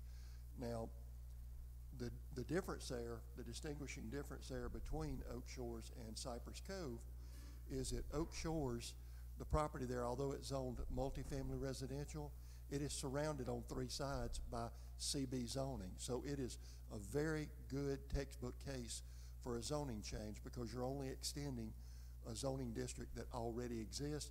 It's in a transitional area where you've got restaurants next door and you've got other things next door that are very commercial.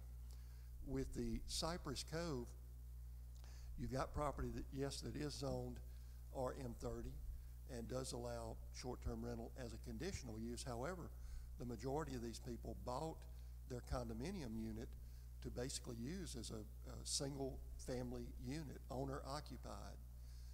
We call condominiums a vertical subdivision, which typically means that, you know, it's going to be used just like a single family residential subdivision would. However, when you consider the character of the neighborhood around Cypress Cove, not only the majority of the units in Cypress Cove, but the properties that surround Cypress Cove the majority are used for single family zoning. One other thing that I would mention too is that under the short-term rental standards, there is a provision in there, item G, that says any short-term rental use proposed must be in conformance with any subdivision covenants or deed restrictions in effect for the specific property of the site in question. The property owner bears the burden to demonstrate compliance with the directive. So even though we don't enforce covenants, we did put that in as a provision in the short-term rental ordinances that subdivision covenants would be one of the requirements for submitting an application. So Mr. Deming? we have some arguments. Mr. Deming, you have a question? A lot of things. First, I want to ask, Susan Pickett would be the one that I would ask, but I don't think she's here today. It was an interesting point that I think Mr. Landry made with regard to Section 8 housing. Section 8 housing can apply as Dr. Tisdale just explained to me, in any zoning, as long as the owner agrees to work with the government on that. Is that correct? That's correct. We have no control over that. Yes, sir. That's very interesting. That is. The other thing, someone brought up Uber, and we were superseded by the state government because we took forever. I know Mr. Wheeler and I had some numerous discussions about how to create regulations for Uber, and it took us a long time to get anything done. And I don't think any party was satisfied with what was the outcome of any of our results. Dr. Tisdale was part of that, and the state stepped in finally through the Insurance Commission and just told us how we're going to do things. I know I talked to Mr. Montilla this morning as well, and from his perspective, I understand why they're not going to regulate he's the director or the policy advocate for the southeastern region. That's every municipality in the southeastern region of this country. That's a lot of oversight we'd be charging him with when cities should be doing this themselves. And he did express a couple concerns. One, the difficulty by which you become qualified for short term, and if we made that easier, more people would be qualified. We saw how many people raised their hand in that first one, and I don't know if it's because you guys paid attention in government and you didn't raise your hand when the government asked you if you broke a law. That was wise to not answer because an admission can't be used against you. But let's arguendo that none of the people that raised their hand the first time has a license. Just for sake of argument, not assuming you guys don't. I'm assuming you guys paid attention in government. That a moratorium imposed today is not going to stop that. Second, if there's a section in the moratorium that's not going to prevent applications that have already been filed, then what's the purpose of this moratorium? The only purpose of this moratorium could be to allow the government to extend this an unreasonable period of time to prevent future applicants and just stop and hinder this process. I would ask this council not to agree with this moratorium, and let's just have a public hearing, let's address this issue, and let's put some rules and regulations in place. A moratorium is not going to resolve any of the issues ongoing right now. What government tends to do is make things that aren't complicated as possibly complicated as they can be. That's all we're good for. I would say that if we do put a moratorium in, we add maybe a 3-month sunset provision. That way we are obligated to get something done. Otherwise it goes away. Nothing further. Yeah. Thank you. Dr. Tisdale? I have an additional comment. And the intent here is not to slow anybody down.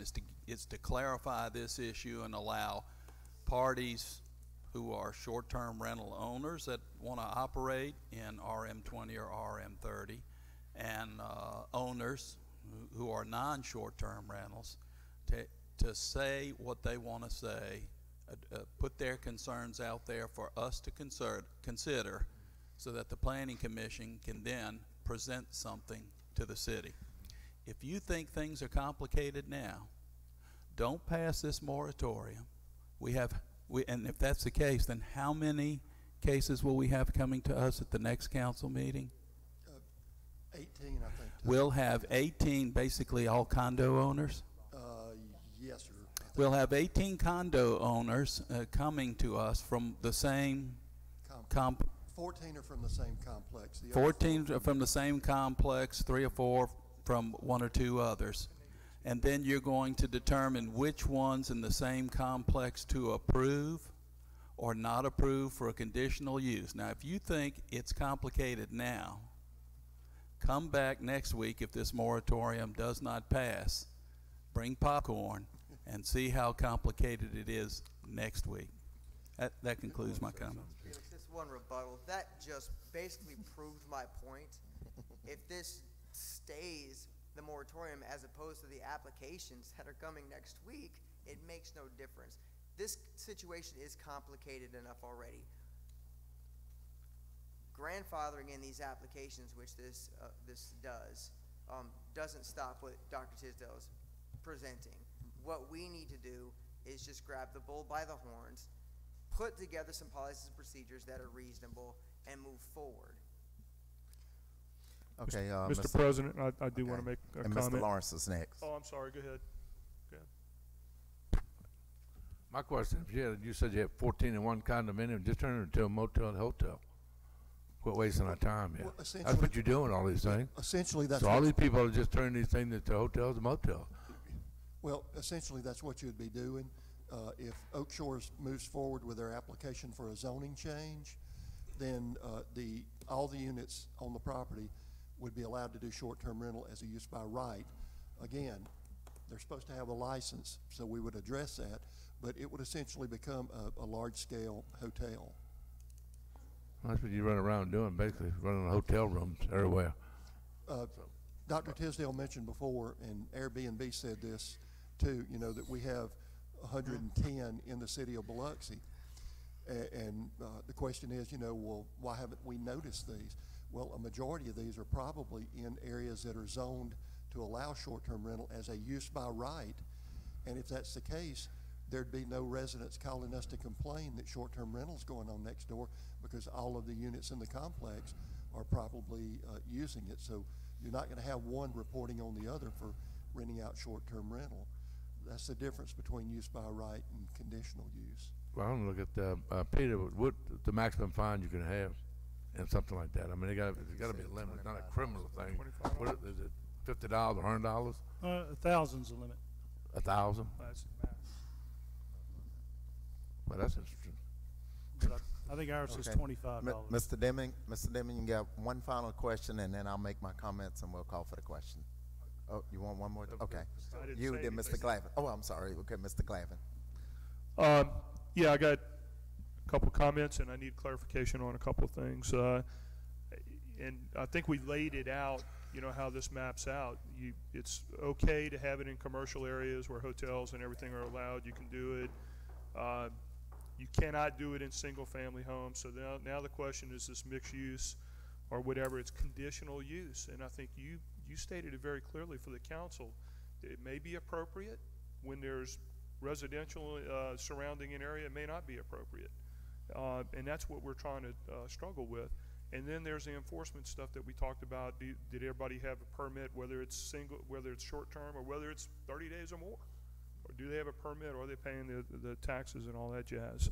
You also stated that we may have 18 applications from one property, but didn't you say that's in conflict with the actual ordinance because it allows up to 4? Yes. So that should be disqualified for even hearing it because it's disqualified. It's voidable because it just doesn't meet the test. So those are some things that are going on here. On the moratorium and the workshop, I do agree with Councilman Tisdale on the workshop. I do agree with Councilman Deming that a moratorium at this point, I think we're putting the cart before the horse if we were going to do something like that. I think a workshop to kind of ascertain what tweaks need to be made.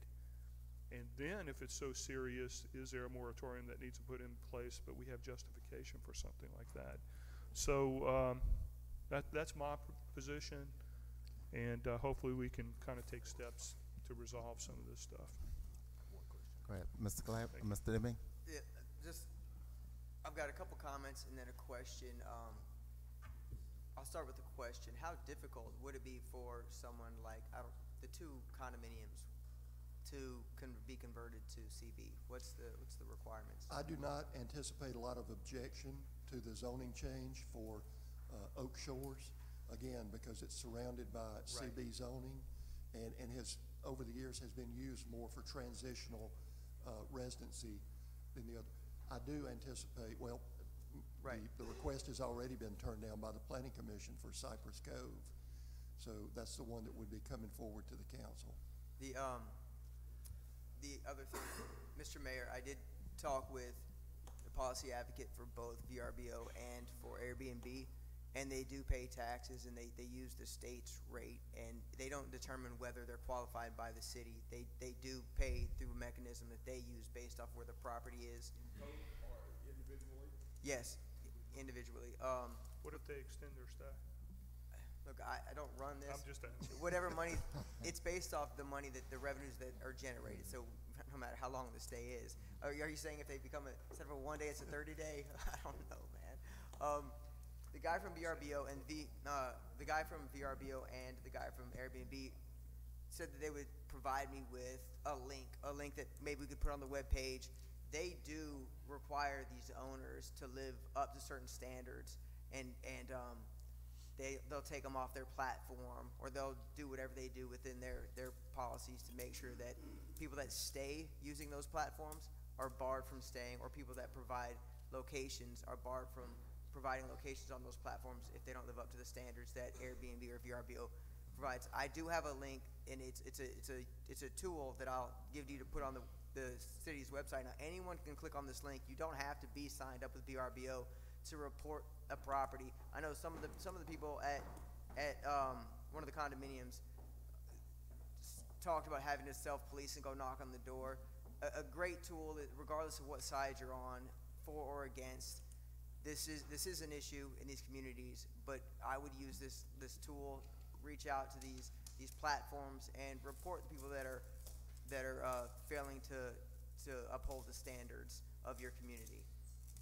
Question again, I appreciate that connection to it, but we would probably, with the state tax commission and the art, whether it's a account set up individually and those kinds of things, I just have questions on, because I think there's a mechanism for us, not just look, for, to reconcile. We're just taking somebody's word on, those checks. Mr. Mayor, I don't disagree with you. I think that's the most prudent steps to take with regard to our relationship with the state and the tax commission. But I think that's a different issue than what we should address in this situation as far as getting compliance for these people that want to engage in short-term rentals. And one of the recommendations that we'll be making to the planning commission, you know, of course, anytime you have a commercial license, you have to renew it every year. And as a part of the renewal application or the initial application, that the unit owner would have to provide proof of paying the sales tax as a part of the application process. Okay.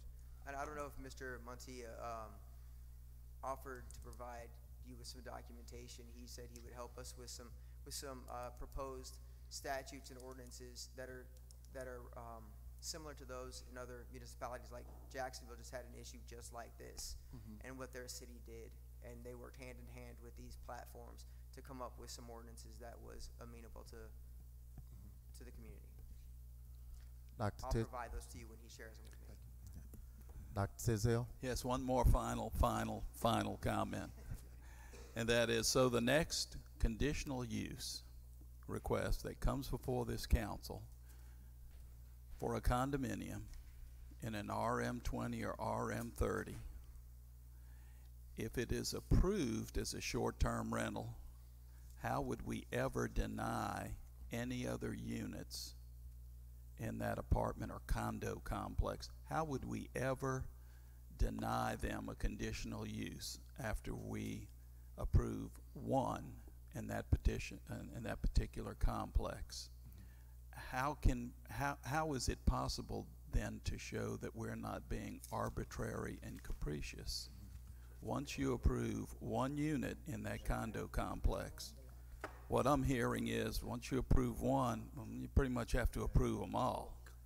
That's why I think we want to have this moratorium followed by a public hearing as soon as possible. Thank you. Okay, and I'll go ahead and make my final comments.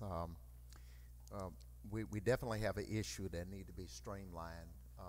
We have some problems, but it's the best system we got. I don't believe in stopping the application process, because if you stop people from coming in and trying to do the right thing, then you're going to stop the whole process, and that will affect us from a revenue standpoint. I believe to fix this, we're going to have to move forward and with the streamlining and also the overlay district. We continuously, I continuously preach that overlay district. I think that will solve a lot of problems that we have out here today. But at this point, I can't support the moratorium because I do not want to stop the process that we have. So with that being said, Can I say one thing? Let this go. Okay, go ahead. I just been sitting and running some numbers. It's $25 a fine times 12 is $300. 12 times $1,000. So how can we make it $1,000? That's what we do. I don't care about my moratorium or anything. How can we up the fine? Because they don't have to sign up. They don't have to do anything. And the problem you have in the condominium is security, just like that guy said. So if you only have 4 in there, then you need to have security. What would it take for us to amend that ordinance to have a $500 fine whenever someone was found to be operating without a license? We can always amend the ordinance, but that's a legal question about the Very simple, but it's just something you might want to do as part of a workshop or factor that in. Okay. I mean, I'm trying to do it today while we had them here. Yeah, well, I mean, well, right now we got weeks this anyway. on the table right now, whether we want to do the moratorium or not. So with that being said, we need to go ahead and call for the question. All in favor of the moratorium, raise your hand. All in favor. Just Dr. Tisdale, just one. All against? I do it. Huh? I voted for it. You voted for it? I know you're going to get beat 1, 2. 5-2, Dr. but I just Tisdale voted and Mr. Lawrence. All against? 1, 2, 3, 4, 5, 6. Motion failed. Okay, we move on to L, but before we go to L, we got an executive session. I need a motion for the council to go into a closed session for the purpose of examining the necessity to go into a session for the expansion of city business. We moved by Mr. Lawrence. I need a second. second by Dr. Tisdale. Any questions? All in favor? Okay, 1, 2, 3, 4, 5. Is that everybody? Except Mr. Deming? Okay. He like workshops. He like to do workshops. I need a motion on the council to conclude the session and reconvene in the opening meeting. I move it. Moved by Mr. Lawrence, second by Dr. Tisdale. Any questions? All in favor? Same number. And of course, need a motion and a second for the council to go into executive session. I move. Moved by Mr. Lawrence, second by Dr. Tisdale. All in favor? Same number. And the purpose is to discuss expansion of city business. Yeah, that was in my first comment.